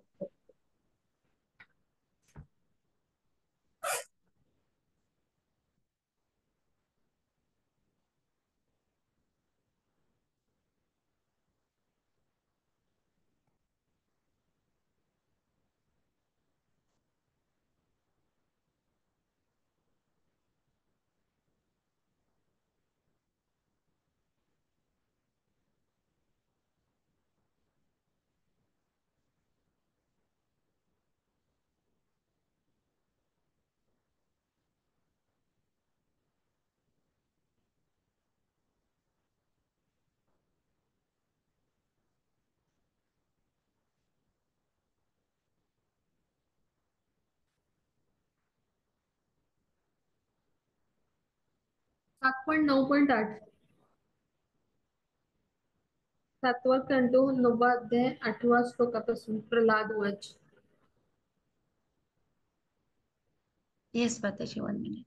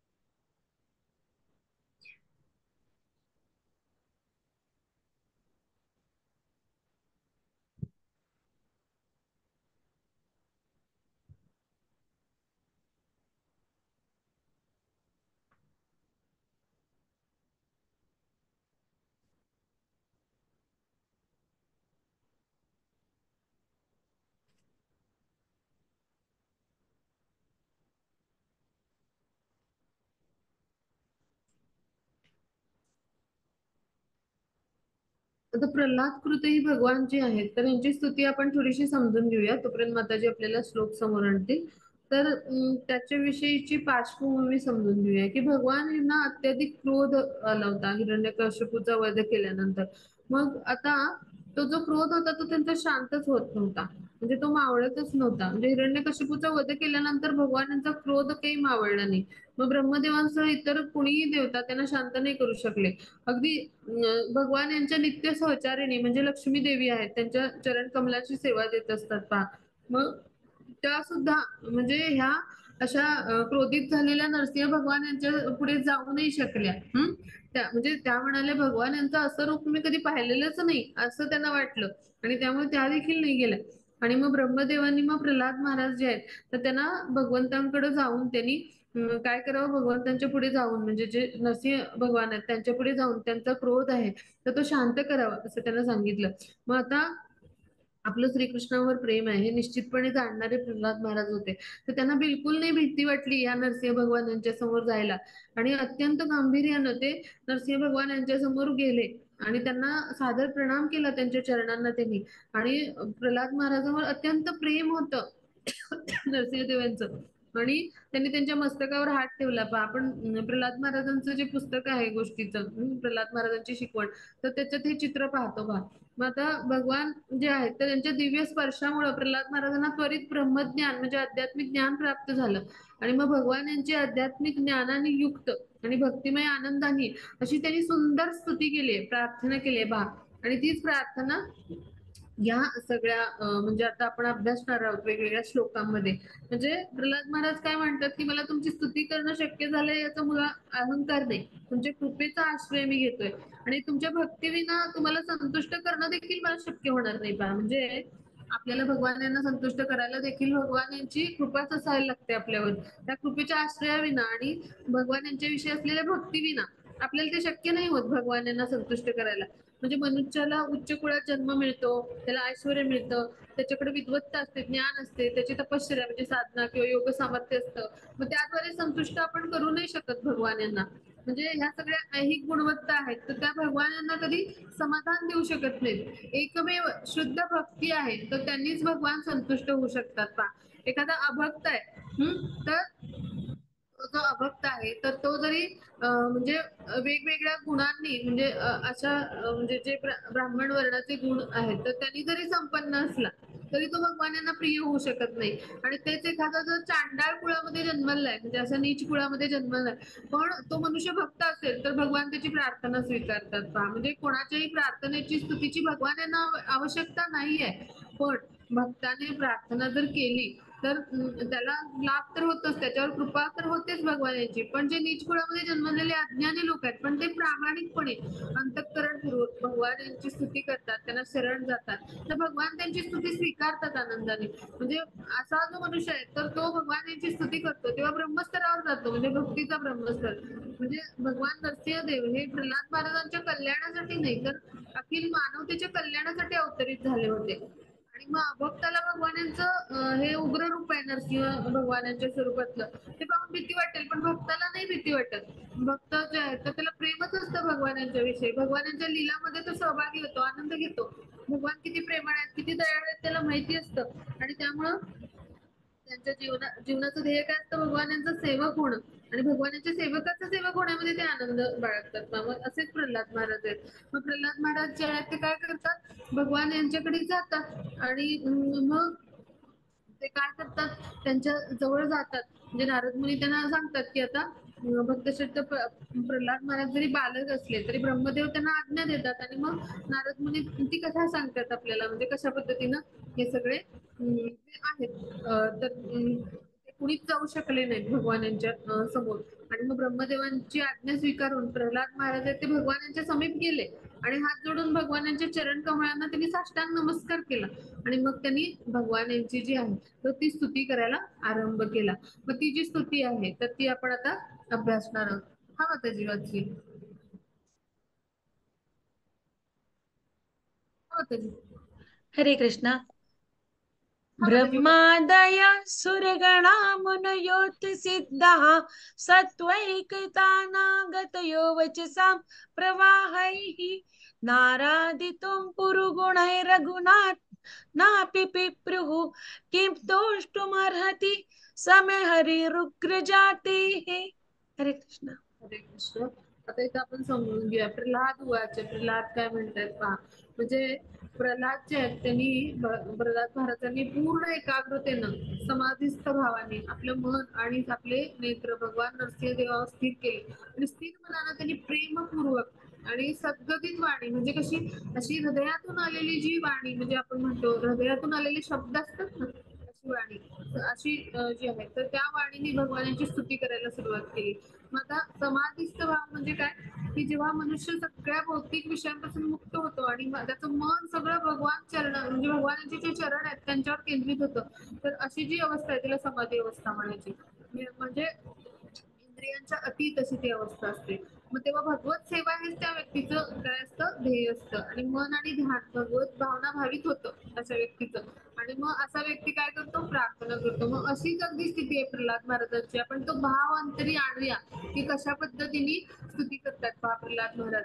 म्हणजे केवळ आणि केवळ भगवान यांनाच त्यांचं मन पाहतं म्हणजे त्यांचं इंद्रिय पाहतं प्रत्येक म्हणजे उजवा कान ही त्यांचा भगवान यांनाच म्हणजे यांची स्तुती ऐकण्यासाठी आसक्त आहे आणि डावा कानही. त्यांचे डोळे सुद्धा म्हणजे उजवा असो अगर डोळा डावा असो दोन्ही डोळे भगवान यांच्या सुंदर रूपाचं ध्यान करण्यामध्येच रममाण आहेत पहा. असं प्रत्येक इंद्रिय त्यांची जिव्हा भगवानांची स्तुती करण्यासाठीच नेहमी व्यस्त आहे पहा. किंवा असं प्रत्येक इंद्रिय त्यांचं जे आहे तर ते भगवत सेवेमध्येच समर्पित आहे पहा. मग अशा पद्धतीनं जेव्हा एखादा व्यक्ती भगवान यांच्यावर एकाग्रतेने आणि समाधिस्थ भावायला म्हटले म्हणजे इंद्रिय विषय जे आहेत त्याच्यापासून सगळ्या ऐक विषयापासून मुक्त असतं आणि त्याचं मन भगवानांच्या चरणावर केंद्रित आहे अशा भावाने त्यांनी स्तुती करायला प्रारंभ केलाय. मग प्रल्हाद महाराज काय म्हणतात की उग्र असुर कुळात जन्मलेला मी कशी काय योग्य शब्दात भगवान यांची स्तुती करून त्यांना संतुष्ट करू शकेन पहा. म्हणजे याच्यातून आपण शिकायचं की प्रल्हाद महाराज स्वतः अत्यंत शुद्ध भक्त आहेत मुक्त पुरुष आहेत ते अत्यंत उच्च कोटीचे भक्त आहेत. आणि ते काय म्हणतात की अशा उग्र असुर कुळात माझा जन्म झालाय पहा. आणि मग माझ्यासारखा असुर कुळात जन्म झालेला व्यक्ती कशी काय बरं भगवंतांना स्तुती करून संतुष्ट करू शकेल हो की नाही. ब्रह्मादिक देव किंवा श्रेष्ठ महर्षी जे सत्वगुणामध्ये स्थित असतात. आता हे सगळे देव देवता हे सगळे सत्वगुणामध्ये स्थित आहेत किंवा महर्षी तर हे सगळे जे आहेत मग म्हणजे शुद्ध म्हणजे सत्वगुण जो आहे तो शुद्ध मानला जातो या भौतिक जगतामध्ये. सर्वात शुद्ध गुण म्हणजे सत्वगुण मानला जातो तमोगुण आणि रजोगुण पेक्षा. मग अशा शुद्ध म्हणजे अशा सत्वगुणामध्ये हे सगळे स्थित असल्यामुळं ते अत्यंत गुणवत्ता प्राप्त लोक आहेत. पण मी तर असुरी कुळामध्ये जन्म झालाय माझा आणि मग कशी काय बरी माझी योग्यता असेल आणि कसं मी भगवान यांना संतुष्ट करू शकत असेल म्हणजे असं शक्य आहे का असं त्याला असं प्रल्हाद महाराज म्हणतात. म्हणजे काय की उत्तम श्लोकांनी युक्त आपल्या वाचारूपी प्रवाहाने भगवान यांना आतापर्यंत संतुष्ट करू शकलेले नाहीयेत असे ते लोक आहेत ते. म्हणजे अशी वाचा ज्यांची इतकी शुद्ध आहे इतकी सत्वगुणी म्हणजे ज्यांचं आचरण आहे गुणवत्ता प्राप्त अशी म्हणजे जे आहेत असे लोक आहेत उत्तम श्लोक म्हणजे. तर असे लोक आपल्या वाचेच्या प्रवाहाने म्हणजे अशा म्हणजे इतक्या चांगल्या सुखी सुमनांनी सुद्धा भगवान यांना संतुष्ट करू शकले नाही. तर माझ्यासारख्या असुर कुळात म्हणजे असुर कुळ जे आहे ते उग्र मानलं जातं म्हणजे असुरी वृत्ती तामसी वृत्ती तर अशा कुळामध्ये मी जन्म घेतलाय आणि मग असा माझ्यासारखा कसं काही भगवान यांना संतुष्ट करेल म्हणजे माझ्यासारखा म्हणजे मी तर म्हणजे कसं आहे पूर्णतः गुणवत्ताहीन किंवा अपात्र आहे. म्हणजे माझ्यासारखा असा व्यक्ती की जो कसा आहे पूर्णतः गुणवत्ताहीनच आहे अपात्रच आहे भगवानांची स्तुती करायला.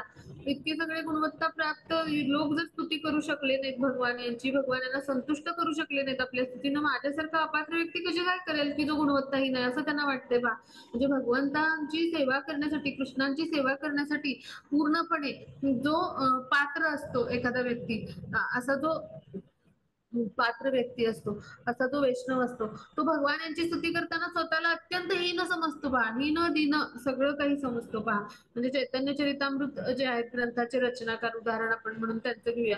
ते काय म्हणतात कृष्णराज कविराज गोस्वामी जे आहेत त्याचे जे रचनाकार ते काय म्हणतात जगाई मदाई आहे ते म्हणजे काय तर जगाई मदाई हे ते मुनीचे पापिष्ट म्हणजे पुरी शेर कीट आहे ते मुनीचे लघिष्ठ म्हणजे काय की अशा रीतीने जे स्वतःला अत्यंत अपात्र अर्थात म्हणजे की विष्णेतल्या किड्यापेक्षा हीन, म्हणजे एखाद्या वैष्णवाची जी विष्ठा आहे त्याच्या विष्णेतल्या किड्यापेक्षाही हीन, ते असे जगाई मदाईपेक्षा स्वतःला पापी समजतात. म्हणजे शुद्ध वैष्णव वास्तविकपणे स्वतःविषयी असा विचार करतात, म्हणजे ते शुद्ध असतात वैष्णव म्हणून ते स्वतःला हीन समजतात. पहा, मग हेच शुद्ध वैष्णवांचे गुण आहेत. किंवा एखादा शुद्ध भक्त जो असतो किंवा खरा भक्ती करणारा जो असतो ना, तो स्वतःला अत्यंत हीन समजतो. पहा, मग हेच त्याच्या म्हणजे शुद्धतेचं प्रमाणपत्र असतं किंवा हेच त्याच्या शुद्धतेचं प्रमाण असतं. पहा, म्हणजे की तो स्वतःला अत्यंत हीन समजतो, म्हणजे एखाद्या च्या निष्ठेतल्या किड्यापेक्षाही मी हीन आहे अशा रीतीनं स्वतःला ते अपात्र समजतात. कृष्णराज कविराज. मग असंच आपल्याला अत्यंत अपात्र गुणवत्ताहीन असं प्रल्हाद महाराज समजतात. पहा, म्हणजे काय की वैष्णव स्वतःविषयी असेच विचार करतात, म्हणजे किंबहुना प्रत्येक शुद्ध भक्तांनी असा विचार केला पाहिजे की वैष्णवाने स्वतःला स्वतःच्या वैष्णव गुणांचा अहंकार करू नये. पहा, मग आणि त्या दृष्टीनं प्रदर्शन करू नये इतर वैष्णवांसमोर, किंवा आपलं आचरण असं असू नये की मला काहीतरी येतं, मला समजतं आणि मी कसं सर्वश्रेष्ठ आहे किंवा मला तुमच्या सगळ्यांपेक्षा किती येतं, याचा देखावा करणं हे वैष्णवांना शोभत नाही. ते रजोगुणी किंवा तमोगुणी जे आहे तर असे लोक करत असतात. एखादा वैष्णव जो आहे ना, तर तो काय करतो, स्वतःला हीन लेखतो, स्वतःला कनिष्ठ लेखतो. कुठल्याही पात्रतेचे आपण नाही आहोत, गुणवत्ताहीन आहोत असं लेखतो. मग अशा पद्धतीनं प्रल्हाद महाराज स्वतःचं वर्णन करतात. पण खरं तर ते शुद्ध भक्त आहेत. किंवा कृष्णराज कविराज हे सुद्धा स्वतःला अत्यंत हीन लेखतात. पहा, म्हणजे मनुष्याने स्वतःला गवतापेक्षा हीन मानावं. चैतन्य महाप्रभू काय म्हणतात, तृणादपी सुनीचेन तरोरीव सहिष्णुना अमानिना मानदेय कीर्तनीय सदा हरी. म्हणजे काय की अशा नम्र भावनेनं आपण भगवान नामाचं कीर्तन करावं. वृक्षापेक्षाही आपण सहनशील असलं पाहिजे. किंवा गवताचं पाकळ कसं असतं, तर पाय दिला तरी ते पुन्हा उभं राहतं. पहा, तसं आपण सहनशील पाहिजे. किंवा वृक्ष कसा असतो, तर दिवस रात्र ऊन पावसात अखंड तो उभा असतो. पहा, असं सहनशीलता आपल्यामध्ये असली पाहिजे. पहा, म्हणून चैतन्य महाप्रभू काय म्हणतात, तरोरीव सहिष्णुना. मग अहंकाराच्या भावनेतून, म्हणजे जो मिथ्या अहंकार आहे त्याच्या भावनेतून आपण मुक्त असावं. इतरांना मान द्यावा आपण, म्हणजे तत्पर, म्हणजे त्यांच्या सेवेसाठी आपण त्वरित जावं किंवा त्यांचा सन्मान करावा इतर वैष्णवांचा. म्हणजे मनाची ही जी अवस्था आहे आणि अशा अवस्थेत आपण राहिलं पाहिजे. म्हणजे सहनशीलता ही आपल्यामध्ये असली पाहिजे. पहा, विनम्रता असली पाहिजे आणि निरंतर कीर्तनीय सदा हरी, निरंतर हरिनाम कीर्तन करू शकलो पाहिजे. जर मनुष्य सहनशील नम्र नसेल ना, तर आध्यात्मिक जीवनामध्ये सुद्धा तो प्रगती करू शकत नाही. भले तुमच्याकडे शास्त्रांचं ज्ञान आहे, भले तुम्ही तथाकथित ज्ञान अभ्यासले, सगळा अभ्यास केलाय, आता आपल्याकडे ऑनलाईन झाले त्यामुळे अजून सोपं झाले, मग सगळे लेवल्स आपले करून झाले, पण आपल्याकडे सहनशीलता नाही, नम्रपणा नाही, तर मग आपण कधीच आध्यात्मिक जीवनामध्ये प्रगती करू शकत नाही. पाहिजे शिल प्रभुपाद ह्या तात्पर्यामध्ये लिहितात. हे सगळ्यांनी समजून घेऊया, सगळ्यांसाठी महत्वाचं आहे हे, आपल्या सगळ्यांसाठी. म्हणजे का, तर आपला मिथ्या अहंकार नेहमी काय करत असतो, तर उसळत असतो. आणि त्याला आपण काय केलं पाहिजे, तर नेहमी त्याला आपण आपल्या जे आहे संयम, म्हणजे त्याला त्याच्यावर नेहमी आपण संयम ठेवला पाहिजे. का, अन्यथा काय होतं की उतावळेपणा, म्हणजे एखाद्याला ज्ञान आलं ना, तर त्याच्याकडे जर मिथ्या अहंकार जर त्याचा जर म्हणजे त्याच्यामध्ये ती मिथ्या अहंकाराची भावना असेल ना, तर काय होतं की त्याच्यामध्ये उतावळेपणा येतो विचारांचा. म्हणजे हे आता अनुभवाच्या स्तरावर आपण ह्या गोष्टी समजून घेऊया. तर त्यावेळेला असा उतावळेपणा असतो, तो आपल्याला भगवान यांच्यापासून दूर नेतो. आध्यात्मिक जीवनामध्ये आपली प्रगती नाही साधू शकत. म्हणजे ज्ञानाने मनुष्य काय करतो, जसं खूप आंबे लागलेलं जे झाड असतं, खूप फळांनी लगडलेलं झाड असतं, ते कसं त्या ओझ्याने वाकलेलं असतं ना, तसं खूप ज्ञानाने जेव्हा म्हणजे युक्त व्यक्ती होतो की नाही, तर त्यावेळेला तो काय होतो, अत्यंत विनम्रतेने वागतो इतरांसमोर, शरण जातो, समर्पित करतो स्वतःला. पण जर एखाद्या व्यक्तीकडे ज्ञान आहे पण त्याच्याकडे सहनशीलता नाहीये, तर त्याच्यामुळे तो कशामुळे तसा असतो, तर सहनशीलता नसणं म्हणजे उतावळेपणा असण्याचं लक्षण आहे. म्हणजेच काय, त्याचा उतावळेपणा कशामुळे असतो, तर त्याचा मिथ्या अहंकार डोकावत असतो की मला काहीतरी माहितीये, समजते. मग हा अहंकार आपल्यामध्ये असू नये. पहा, त्या भावनेतून आपण मुक्त व्हावं असं श्रील प्रभुपाद सांगतात इथे तात्पर्यामध्ये. इतरांना सगळ्या प्रकारचा मान द्यायला आपण सर्वात आधी असावं. आणि आपलं कसं होतं भौतिक जीवनामध्ये, तुमच्यापेक्षा मी कसं श्रेष्ठ आहे हे सगळं ज्ञान प्राप्त करून, हे दाखवण्यासाठी आपण सर्वात आधी असतो. पहा, मग ही भावना जी आहे ना, मिथ्या अहंकाराची भावना आहे, मग ही आपली नष्ट झाली पाहिजे. आणि ह्यासाठी आपण हरिनाम कीर्तन सदैव केलं पाहिजे आणि त्याद्वारे आपल्या हृदयाची शुद्धी करून घेतली पाहिजे. म्हणून कीर्तनीय सदा हरी म्हटले. म्हणजे सहनशील आणि नम्र नसेल तर आध्यात्मिक जीवनामध्ये प्रगती करणं कठीण काय, तर आपण सहनशील आणि नम्र नसू, पण आपल्याकडे सगळं आध्यात्मिक ज्ञान आहे, पण त्याचा काही उपयोगच नाही, ते निरुपयोगी आहे, व्यर्थ ठरेल. का ठरेल, तर आपण जर आध्यात्मिक ज्ञान फक्त आत्मसात केलं आणि आपलं आचरण भौतिकतेतलं असलं, आपलं मन उतावळं आहे की ते आज्ञेविना बोलतं, आपलं मन उतावळं आहे की ते आपल्या मनाप्रमाणेच हे कसं आहे हे सांगायला जातं म्हणजे आणि ते व्यक्त करतं, तर आपलं ते कर्म जे आहे तो प्रत्येक कर्म म्हणजे अपराध ठरेल. मग त्या ज्ञानाचा काही उपयोग होईल का? आणि आध्यात्मिक जीवनामध्ये मग आपली प्रगती साधेल का? बिलकुल नाही. मग म्हणून इथे श्रील प्रभुपाद सांगतात की आध्यात्मिक जीवनामध्ये प्रगती करणं अतिशय कठीण जाईल जर आपण सहनशील, नम्र नसू तर. विनम्रता हा सर्वात पहिला गुण आहे की आपण आपल्या अंगी बाळगण्याचा प्रयत्न केला पाहिजे. पहा, म्हणजे भगवान जर स्वतः अवतारामध्ये येऊन भगवान सर्वश्रेष्ठ म्हणजे ज्ञान जे आहे ते जाणतात, म्हणजे ज्ञानी आहेत सर्वश्रेष्ठ भगवान हे, आणि तरी देखील ते सांदीपनी मुनींच्या आश्रमामध्ये जाऊन ज्ञान ग्रहण करतात, मनुष्य अवतारात येतात तेव्हा. मग भगवान यांची जर इतकी विनम्रता असेल म्हणजे त्यांच्या अंगी, तर मग आपण त्यांचे जीवात्मक अंश म्हणून आपल्या अंगी किती विनम्रता यायला हवी. पहा, हो की नाही. म्हणजे भगवान मनुष्याचं फक्त त्यांनी रूपच घेतलंय, खरं तर ते आध्यात्मिकच आहेत पूर्णतः, मनुष्यासारखं त्यांनी रूप घेतलंय. भगवान यांची काही इंद्रिय भौतिक नाहीयेत, भगवानांचं शरीर काय मनुष्यासारखं भौतिक नाहीये, फक्त रूप घेतलंय, जसा मुखवटा घेतो आपण जसं भगवानांनी, आणि ते मनुष्य रूपात येतात अवतार घेऊन लीला करायला. मग तेव्हा देखील ते सगळ्या वेदांमधल्या उपदेशांचं किंवा आपल्या शास्त्रांमधल्या आदेशांचं पालन करतात की जे भगवान यांनीच मांडलेले आहेत, हो की नाही. भगवान यांचीच जी वाणी आहे, मग भगवान स्वतः सुद्धा स्वतःच्या वचनांचं सगळ्या अगदी काटेकोरपणे जर पालन करतात आणि स्वतः देखील कोणाचे शिष्य बनून, कोणाचे माता, कोणाचे पुत्र बनून आज्ञेचं पालन करतात, म्हणजे प्रत्येक वेगवेगळ्या भावामध्ये, कुणाचा मित्र बनून, कुणाचा मुलगा बनून, कुणाचं म्हणजे जे आहे तर तो सखा बनून, म्हणजे अशा वेगवेगळ्या रूपामध्ये, हो की नाही, आज्ञेचं पालन करतात किंवा कुणाचा शिष्य बनतात. मग ह्या सगळ्या रूपामध्ये जर भगवान त्यांच्या आज्ञेचं पालन करत असतात, तिथे विनम्रतेने भगवान जे आहे तर ते उपस्थित असतात, विनम्र भावाने आपली भूमिका पार पाडत असतात, तर मग आपण किती प्रयत्न करायला हवेत. पण आपलं होतं उलट. पहा, आपल्याला थोडंसं ज्ञान मिळालं की आपण काय होतो, त्या मिथ्या अहंकाराने दूषितच असतो आपण. भौतिक जगतामध्ये जो मिथ्या अहंकार असतो आपल्यामध्ये, आपण पतित जीवक, आणि आपण त्या पद्धतीनं आचरण करतो. भले असतं ते आध्यात्मिक आणि आपण आचरण आध्यात्मिक करतोय असं दाखवतो असा भक्त, पण त्याचं होतं काय बघा, हे सगळ्यांचं होतं. आपण आपल्या आजूबाजूचे भक्त नेहमी आहेत त्यांचं निरीक्षण करायचं आणि टीका म्हणून नाही करायचं, प्रजल्प गोष्ट म्हणून नाही करायचं. तर आपण कशासाठी करायचं हे निरीक्षण, तर साधनेचा भाग म्हणून, की हे दोष आपल्यामध्ये नको येऊ दे, त्यासाठी मी कसा प्रयत्न करेन. मग ही साधना झाली आपली, भक्तिमय सेवेचे प्रयत्न झाले. मग अशा पद्धतीने जेव्हा आपण प्रयत्न करतो, आपण त्या दोषांवर बोट नाही ठेवायचं, आपण एखाद्याचे वाईट गुण नाही सांगायचे, तर त्याच्यामधले जे चांगले गुण आहेत ते माझ्यामध्ये आहेत का आणि मला शिकता येतील का, आणि मग ते शिकण्यासाठी मी कसे प्रयत्न करू, आणि मग त्याची मदत कशी घेऊ, त्या भक्ताची मदत कशी घेऊ, त्या साधकाचं मार्गदर्शन कसं घेऊ, आणि मग त्याच्यामध्ये जे दोष आहेत ना ते मला माझ्यामध्ये असतील तर मग मी ते आहेत काय शोधून काढून ते कसे दूर करण्यासाठी मी प्रयत्न करेन. माझे स्वतःचे, माझे भक्तिमय सेवेचे प्रयत्न कसे वाढवेन, माझे शुद्धीचे प्रयत्न कसे वाढवेन, माझी तपस्या कशी कठोर करेन अजून, किंवा माझं ज्ञान कसं वाढवेल, हे आपले प्रयत्न असले पाहिजे. म्हणजे आपण ह्या मिथ्या अहंकाराच्या भावनेतून मुक्त होण्यासाठी असे प्रयत्न जेव्हा करू, तर तेव्हा त्यातला पहिला टप्पा म्हणजे सहनशीलता आणि दुसरा टप्पा म्हणजे नम्रता. आपल्या अंगी इतकी नम्रता हवी की आपल्याला म्हणजे जेव्हा कोणी एखादी व्यक्ती एखादी गोष्ट सांगते, म्हणजे तर त्यावेळेला आपण ते उत्तम पद्धतीनं त्याचं म्हणणं ऐकून घेतलं पाहिजे आधी, आणि त्यानंतर आपण परवानगीने बोललं पाहिजे. म्हणजे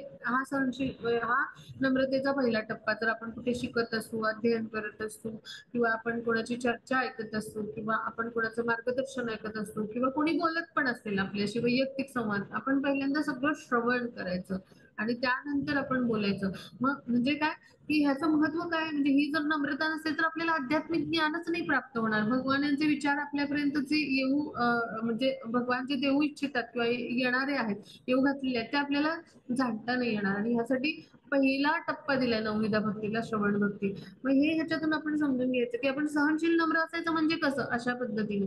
म्हणजे एखाद्या व्यक्तीनं आपली टीका जरी केली किंवा आपल्याला वेगवेगळ्या भौतिक जीवनामध्ये दुःखालयम शाश्वतम बनले, वेगवेगळ्या प्रसंगांना सामोरे जायला लागलं, तरी आपण भगवान यांचे म्हणजे आपण सहनशील राहून भगवान यांच्याशी आपला जो संबंध आहे, जो शाश्वत संबंध आहे, त्याचं नित्य स्मरण ठेवून आपण काय केलं पाहिजे, भक्तिमय प्रेममय सेवेचे प्रयत्न केले पाहिजे.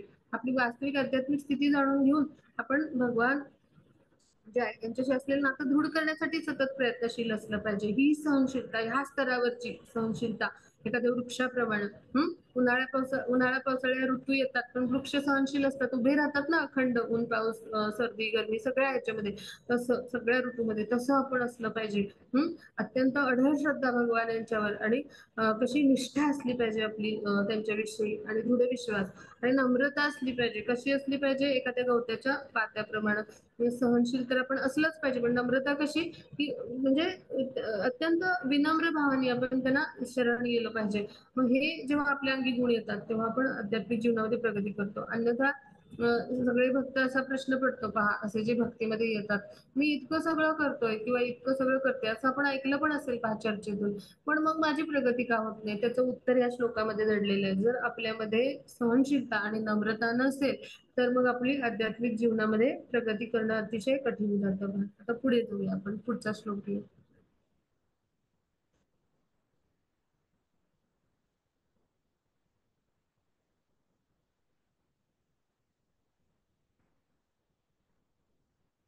हरे कृष्णा. मन्ये धनाभिजन रूपात्तप श्रुतौ ज स्तेज प्रभाव बल पौरुष बुद्धियोगाः नाराधनाय विभवन्ति यस्य पुंसौ भक्त्या तुतोष भगवन् भगवन् गजयुतपाय. हरे कृष्ण. हरे कृष्ण. आपण आता समजून घेऊया की प्रल्हाद महाराज काय म्हणाले. एखादा मनुष्य धनवान असेल, उच्च कुळात जन्मलेला असेल, किंवा सौंदर्य असेल, त्याच्याकडे तपस्या असेल, त्याची विद्या संपादन त्यांनी केली असेल, त्याच्या इंद्रियामध्ये सामर्थ्य असेल, म्हणजे स्किल्स आपल्यामध्ये असतात, किंवा तेज प्रभाव, शारीरिक सामर्थ्य, दक्षता, बुद्धी, योगशक्ती या गुणांनी संपन्न असू शकतो. पण प्रल्हाद महाराज काय म्हणतात, माझ्या मते या सगळ्या गुणांद्वारे देखील भगवान यांना जो संतुष्ट नाही करू शकत, किंवा तथापि मनुष्य केवळ भक्तिमय प्रेममय सेवेनेच संतुष्ट करू शकतो. म्हणजे गजेंद्रांनी काय केलं, केवळ भक्तिमय प्रेममय सेवा केली भगवानांची आणि संतुष्ट केलं त्यांना. गजेंद्रांनी काय केलं, त्यावेळेला तळमळीने प्रार्थना केल्या, आणि त्या तळ्यामधलं एक, जे आता पुढे आपण ती स्तुती अभ्यासणारच आहोत ह्यानंतर, तर तळ्यामधलं एक कमळाचं फूल केवळ त्यांना अर्पण केलं, आणि ते स्वीकारून भगवान संतुष्ट झाले. पहा, म्हणजे कोणत्याही प्रकारची भौतिक गुणवत्ता ही भगवान यांना प्रसन्न करण्यासाठी साधन ठरूच शकत नाही. पहा, भगवद्गीतेत काय म्हटलंय भगवान यांच्याविषयी, भगवान स्वतः काय सांगतात, भक्त्या माम अभिजानाति. केवळ मनुष्य भक्तिमय सेवेनेच मला जाणू शकतो. पहा, म्हणजे जोपर्यंत भगवान जे आहे तर ते भक्तांच्या सेवेने नाही संतुष्ट होत, तोपर्यंत ते स्वतःचं स्वरूप भक्तासमोर प्रकटच करत नाहीत. नाहम प्रकाश सर्वस्व योग माया समामृता, असं म्हणतात भगवान. म्हणजे काय की अंतिम शास्त्रांचं मत काय आहे, हे सगळं अंतिम मत काय प्रत्येक सगळ्या शास्त्रांचं, म्हणजे जी काही शास्त्र पुराण आहेत त्या सगळ्यांचं अंतिम मत काय आहे, तर मनुष्य तर्काने, म्हणजे असा मानसिक तर्क करून किंवा बुद्धीने किंवा अशा विद्वत्ता वेगवेगळ्या प्राप्त असतील पदव्या त्याला, तर ह्यांनी नाही, ह्या भौतिक अशा सगळ्या गुणांनी किंवा ह्या सगळ्यांनी नाही जाणू शकत श्रीकृष्णांना, किंवा त्यांच्याकडे नाही जाऊ शकत. तर त्यासाठी त्याला काय करावं लागेल, भगवान यांना शरण जावं लागेल आणि त्यांची भक्तिमय प्रेममय सेवा करायला लागेल. आणि ही कशी करायची सेवा कोणाकडून शिकावं लागेल, आध्यात्मिक प्रमाणित गुरूंकडून. तेव्हा आणि तेव्हाच आपण काय करू शकू की भगवान यांची प्राप्ती करू शकू. बा, आता पुढे जाऊ आपण. म्हणजे इथे भक्तिसेवेचं महत्व आपण अभ्यासलं, आणि भक्तिसेवा आणि भौतिक प्रकृतीमध्ये आपल्याला मध्ये असलेले भौतिक गुण जे आहेत, तर ह्यामधला फरक समजून घेतला. हे असे करोडो भौतिक गुण आपल्यामध्ये असले, लाखो करोडो असले, अशी सामर्थ्य असली तरी त्याचा काही उपयोग नाही, ते कवडी मोल आहेत. जोपर्यंत एखादी व्यक्ती भगवान यांना समर्पित होत नाही, भगवान यांच्या समोर समर्पण करून त्यांची सेवा नाही करत, तोपर्यंत आपण भगवान यांच्या समोर जाऊ शकत नाही, किंवा त्यांना जाणू शकत नाही, किंवा भगवत धामाची प्राप्ती करू शकत नाही, किंवा भगवान यांना संतुष्ट देखील करू शकत नाही. पहा, म्हणजे आपण ह्यातून समजून घेऊया हा फरक, की एखाद्याकडे भरपूर श्रीमंती आहे, एखाद्याकडे भरपूर सौंदर्य आहे, एखाद्याकडे भरपूर बुद्धी आहे, एखाद्याकडे भरपूर सामर्थ्य आहे, तपस्या आहे, विद्या आहे, सगळं आहे भौतिकतेतलं, उच्च कुळात जन्म आहे, सगळं काही गुण आहेत. पण हे गुण कधीही आपल्याला भगवान जे आहेत तर यांना संतुष्ट करण्यासाठी कामी येत नाहीत. भगवान यांना केवळ आणि केवळ सेवेनेच संतुष्ट करता येतं, आणि तोपर्यंत भगवान हे आपल्या समोर स्वतःचं रूप प्रकट पण करत नाही. पाहते योगमाया शक्तीने आच्छादलेली असतात. मग हे आपण समजून घेतलं. तर पुढे जाऊ आपण. हा, मग त्याची 10वा श्लोक. हरे कृष्णा. विप्राच द्विषंड गुणायोतधर विंद विंदनापः पादारविंद विमुखाश्च वचं वरिष्ठं मन्ये तदर्पित मनोवचने हितार्थ प्राणं पुनाति सकुलं न तु भूरिमानः. हरे कृष्ण. हरे कृष्ण. आता सगळे जे ब्राह्मणी गुणांनी, ब्राह्मण गुण म्हणजे काय किंवा ब्राह्मणी गुण म्हणजे काय, तर सत्व गुण थोडक्यात, म्हणजे ब्राह्मण वर्णाचे गुण असं इथे म्हटलंय. तर आता हे जे ब्राह्मण वर्णाचे गुण आहेत ते जे आहेत ते ह्या गुणांनी संपन्न असून सुद्धा जर म्हणजे भगवत भक्त नसणारा किंवा भगवान यांच्या चरण कमलांच्या विरुद्ध असणारा ब्राह्मण हा माझ्या मते आपले मन, वाचा, कार्य, वित्त आणि प्राणासह सर्वस्व श्रीहरींना अर्पण केलेल्या चांडाळ भक्ताशी पेक्षा पण निश्चितच अत्यंत हीन आहे. पहा, असा चांडाळ भक्त भक्तिहीन ब्राह्मणापेक्षाही श्रेष्ठ होय. म्हणजे आपण जे काही आपण म्हणजे आता इथे समजून घेऊया की हे सगळं वर्णन जे आहे तर ते कशा पद्धतीनं प्रल्हाद महाराज करतात. कारण असा जो भक्त आहे तो संपूर्ण कुळासच पवित्र करतो. आणि असं, आणि जो मिथ्या प्रतिष्ठेने अहंकारी झालेला तथाकथित ब्राह्मण असतो तो स्वतःच पण शुद्धीकरण करू शकत नाही. म्हणजे आता इथे प्रल्हाद महाराजांनी पहिल्या श्लोकात काय वर्णन केलं की माझ्यासारखा हीन दीन म्हणजे असा म्हणजे जो पात्रताहीन किंवा अपात्र व्यक्ती आहे, गुणवत्ताहीन, तो तुमची कशी स्तुती करू शकेल कारण मी मसूर कुळात आहे. म्हणजे अशा पद्धतीनं शुद्ध भक्त म्हणून भगवान यांना त्यांनी श्रेष्ठ भगवान यांचं सर्वश्रेष्ठत्व मांडलं. आणि आपण किती हीन दीन आहोत म्हणजे अशा पद्धतीनं भगवान यांच्या समोर त्यांनी स्वतःला जे आहे तर ते व्यक्त केलं. मग पुढे त्यांनी स्तुती करताना सहनशीलता, नम्रता एखाद्या भक्तामध्ये कशी पाहिजे ते स्तुतीतून व्यक्त केलं. मग पुढे प्रल्हाद महाराजांनी सांगितलं ह्या भौतिक जगातल्या सगळ्या गोष्टी आहेत ह्याचं काही, ह्या काही कामाच्या नाहीत, भक्तिमय सेवाच आवश्यक आहे आणि त्या सेवेद्वारेच मी तुमची प्राप्ती करेन. म्हणजे हे दुसरं झालं आपल्याला शिकण्यासारखं. म्हणजे काय तर दुसरा गुण प्रल्हाद महाराजांचा म्हणजे त्यांनी हे जाणले. आता तिसरं त्यांचे विचार काय आहेत पहा, प्रार्थनेचा तिसरा भाग म्हणजे. तर आता ह्या तिसऱ्या टप्प्याला काय म्हणतात ते की जो ब्राह्मणी गुणांनी युक्त आहे आणि असा जो व्यक्ती आहे म्हणजे असा ब्राह्मण कुळातला व्यक्ती आहे म्हणजे ब्राह्मण वर्णाचा, थोडक्यात त्यानं ब्राह्मण कुळामध्ये जन्म घेतलाय, ब्राह्मण वर्णामध्ये वर्णाचा आहे तो, पण त्याचं म्हणजे काय मन, वाचा, कार्य, वित्त हे सगळं प्राणांसह म्हणजे असं सर्वस्व जे आहे तर ते अर्पिलेला जो एखादा चांडाळ म्हणजे नीच कुळामध्ये आहे एखादा व्यक्ती ज्यानं जन्म घेतलाय हीन कुळामध्ये, मग असा जो भक्त आहे की ज्यानं आपलं मन, वाचा, कार्य, वित्त सगळ्या प्राणांचं सगळं सर्वस्व श्रीहरी म्हणजे कोण तर भगवान, हरण करणारे ते हरी. तर असे जे श्रीहरी आहेत तर ह्यांना अर्पण केलेला आहे असा जो भक्त आहे.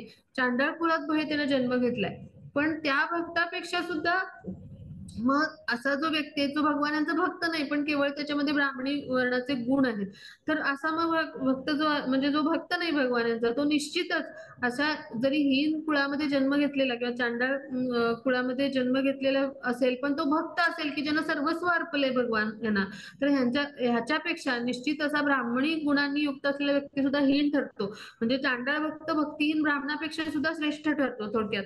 म्हणजे का तर तो अशा कुळाला सुद्धा पवित्र करून टाकतो. जेव्हा भगवान यांचा एखादा भक्त निपजतो एखाद्या कुळामध्ये तेव्हा तो सगळ्या कुळाचा आणि त्या पिढ्यांचाच अनेक उद्धार करत असतो. पहा म्हणजे प्रल्हाद महाराजांना पुढे येईल ते स्तुतीत वरदानच दिलं त्यांनी भगवानांनी. जेव्हा प्रल्हाद महाराज हिरण्यकशिपूंना मोक्ष मिळावा, मुक्ती मिळावी प्रार्थना करतात तेव्हा ते म्हणतात मी तुझ्या सगळ्या पूर्वजांना म्हणजे काय केलंय, मोक्ष प्रदान केलाय. म्हणजे असे भगवान जे आहेत ते कृपाळू दयाळू आहेत. पहा मग मिथ्या प्रतिष्ठेने अहंकारी झालेला तथाकथित ब्राह्मण तो ब्राह्मण कुळामध्ये जन्माला आलाय, ब्राह्मण गुण आहेत त्याच्यामध्ये, पण जर त्याला भगवान यांच्याविषयी श्रद्धा नसेल, विश्वास नसेल म्हणजे तो भगवत भक्त नाहीये इतकं सगळं असून सुद्धा, तर मग तो स्वतःला सुद्धा शुद्ध नाही करू शकणार. मग इतरांना शुद्ध करेल म्हणजे काय विचारच नको करायला. म्हणजे अशा भक्तापेक्षा मग नीच कुळात, हीन कुळात असलेला म्हणजे जन्माला आलेला जरी व्यक्ती असेल पण तो भगवान यांची सर्वस्व अर्पण सेवा करत असेल, अगदी तन मन धन आपण म्हणतो ना, प्राण तन मन धन म्हणजे मन वाचा कार्य वित्त सगळं सगळं अर्पून सेवा करत असेल तर मग तो सर्वश्रेष्ठ असं मानला जातो. म्हणजे प्रल्हाद महाराज हे 12 महाजनांपैकी एक अधिकारी पुरुष आहेत आणि त्यांनी म्हणजे जे असे जे कर्मकांडामध्ये निपुण असलेले ब्राह्मण आणि एक भक्त शुद्ध वैष्णव भक्त यांच्यातला फरक मांडलाय. पहा म्हणजे ब्राह्मण क्षत्रिय वैश्य या कुळामध्ये जन्म घेऊन जर मनुष्य भगवत भक्ती जर करत नसेल, तर हे ब्राह्मण क्षत्रिय वैश्य म्हणून असलेले सगळे सद्गुण निरुपयोगी निरर्थक ठरतात. म्हणजे मग इतकंच काय की अशा अभक्ताच्या अंगी असलेले गुण म्हणजे काय आहेत? मृतदेहावर घातलेले अलंकारासारखे आहेत पहा, म्हणजे शवावरचे अलंकार म्हणायचे ह्याला. असे आहेत पहा. ईशोपनिषदामध्ये हे विचार मांडलेत पहा. म्हणजे आपण सगळं सजत असतो, सगळं तर ह्या एखाद्या शवालाच आपण सजवत असतो पहा, आपण भौतिक शृंगार जो करत असतो तो. कारण हा देह नश्वर आहे. मग असा अभक्त जो आहे, तर त्याच्या अंगी हे सगळे गुण असले तरी एखाद्या शवावर किंवा मृतदेहाचे अलंकारच आहेत. काय उपयोग ते सगळे सद्गुण असून? ते निरुपयोगी निरर्थकच ठरतील जर त्यांच्यामध्ये भगवत भक्ती नसेल, भगवत प्रेम नसेल आणि भगवानांच्या विषयी निष्ठा नसेल किंवा तो भगवत भक्ती करत नसेल, तर हे सगळे गुण म्हणजे मृतदेहाचे अलंकार ठरतात. मग असंच प्रल्हाद महाराज इथं अशा ब्राह्मण कुळात जन्मलेल्या व्यक्तीचा, म्हणजे जो विद्वान ब्राह्मण आहे किंवा असं क्षत्रिय असेल वैश्य असेल, म्हणजे त्यांना त्या त्या वर्णानुसार श्रेष्ठ मानलं जातं.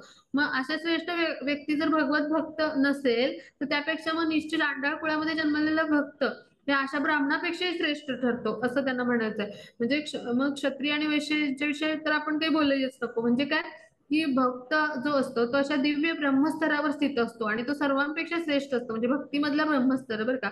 हम्म ब्रह्मभूत प्रसन्नात्मा हा श्लोक तो आपण श्लोकामध्ये शब्द अभ्यासतो ना 18व्या अध्यायाच्या, तर ती अवस्था. हम्म की असा भगवान यांच्या सेवेमध्ये रत झालेला भक्त असतो, समभावाने वागत असतो. त्याला सोनंही तितकंच म्हणजे असतं आणि एखादा दगडही तितकाच असतो. पण तो त्या सोन्याला आणि त्या दगडाला दोन्हीला भगवान यांच्या सेवेमध्ये कसं आपल्याला आणता येईल हा प्रयत्न करणारा असा तो भगवान यांचा भक्त असतो. म्हणजे त्याला सुख दुःख किंवा एखाद्या गोष्टीची इच्छा किंवा एखादी गोष्टीची आकांक्षा असं काहीही नसतं. म्हणजे तो कसा असतो समभावामध्ये असतो. किंवा कुठल्याही गोष्टीचे जीवनात चढ उतार असतात, तर त्यामुळे तो विचलित होत नाही किंवा भौतिक गोष्टींनी कधी तो विचलित होत नाही असा मनुष्य. की जो ब्रह्मभूत स्तरावर भक्त दिव्य स्तरावर असतो. मग असा मनुष्य कुठल्याही परिस्थितीमध्ये पथभ्रष्ट होत नाही. नेहमी तो भगवानांची भक्तिमय प्रेममय सेवा करतो, त्रिगुणांच्या पलीकडे जातो आणि ब्रह्मस्तरावर आरूढ होतो. म्हणजे त्याला म्हणजे ही जी अवस्था आहे, तर त्याला काय म्हटलंय, तर तो ब्रह्मस्तर आहे भक्तीचा किंवा ती ब्रह्मभूत अवस्था असं म्हटलंय. मग आता इथं आपण समजून घेऊया की कृष्ण भावनामृत म्हणजे जे आपलं संघटन आहे कृष्ण भावनामृताचं, तर इथे युरोपीय अमेरिकी भक्तांना ब्राह्मण म्हणून स्वीकारण्यात येतं. म्हणजे काय, तिथे ब्राह्मण वर्णाचे म्हणून आपण स्वीकारतो आपण इस्कॉन मध्ये. मग भारतातले तथाकथित जातीवादी ब्राह्मण ह्याला आक्षेप घेतात, द्वेष करतात. मग या द्वेष प्रवृत्तीला उत्तर देताना प्रल्हाद महाराज इथं खूप छान सांगतात पहा. म्हणजे ब्राह्मण कुळामध्ये केवळ जन्म घेतला तर आपण स्वतःच्या म्हणजे प्रतिष्ठेविषयी आपल्या स्थानाविषयी अहंकार आपल्याला असेल, तर आपण ह्या कुळाला कधी शुद्धच नाही करू शकणार. पण म्हणजे स्वतःला शुद्ध करायचं तर दूरच. म्हणजे हम्म मग म्हणजे अशा पद्धतीनं त्यांना जरी जन्म घेतलेला असेल तरी काही उपयोग नाही होणार. पण नीच कुळामध्ये एखाद्याने जन्म घेतलेला असेल आणि तो मनुष्य भक्त असेल, भगवान यांना शरण गेलेला असेल ना, तर तो सगळ्या कुळाचा उद्धार करेल पहा. हा फरक आहे. मग आपलं म्हणजे भगवान यांच्याविषयी हे सगळी स्तुती जी आहे प्रल्हाद महाराजांची, हे सांगताना श्रील प्रभुपाद इथं आपल्या इस्कॉन संघटन जे आहे आपलं, तर तिथे आपल्याकडे अमेरिकी युरोपीय भक्त आहेत त्यांचं उदाहरण देतात. म्हणजे कृष्ण भावनेच्या बळावर आपण संपूर्ण कुळाचं शुद्धीकरण कसं केलं, तर ह्याचा अनुभव आपण घेतला पहा. म्हणजे शुद्धीकरणामुळे एखाद्या भक्ताच्या मातेनं मृत्यू समय कृष्णाविषयी जिज्ञासा करून कृष्ण चिंतन केलं, म्हणजे तर निश्चितच काय होतं की कृष्णाची कृपा होते. म्हणजे भक्त जे आहेत तर ते आपलं कुटुंब समाज राष्ट्र अशी उत्तम सगळ्यांची सेवा करू शकतो. आणि हे सगळं जे आहे, तर हे सगळं आपण स्वतः हे इतिहासातील उदाहरणामुळं किंवा ह्या भगवानांच्या ज्या गाथा आहेत वेगवेगळ्या यशोगाथा, तर इथल्या म्हणजे सगळ्या इथली जी भक्तांची उदाहरणं आहेत तर त्यातून हे शिकू शकतो. म्हणजे केवळ भक्तच आपल्या कुळाचा उद्धार करण्यास सर्वथा पात्र असतो. मग तो सगळ्यांचंच कल्याण करू शकतो.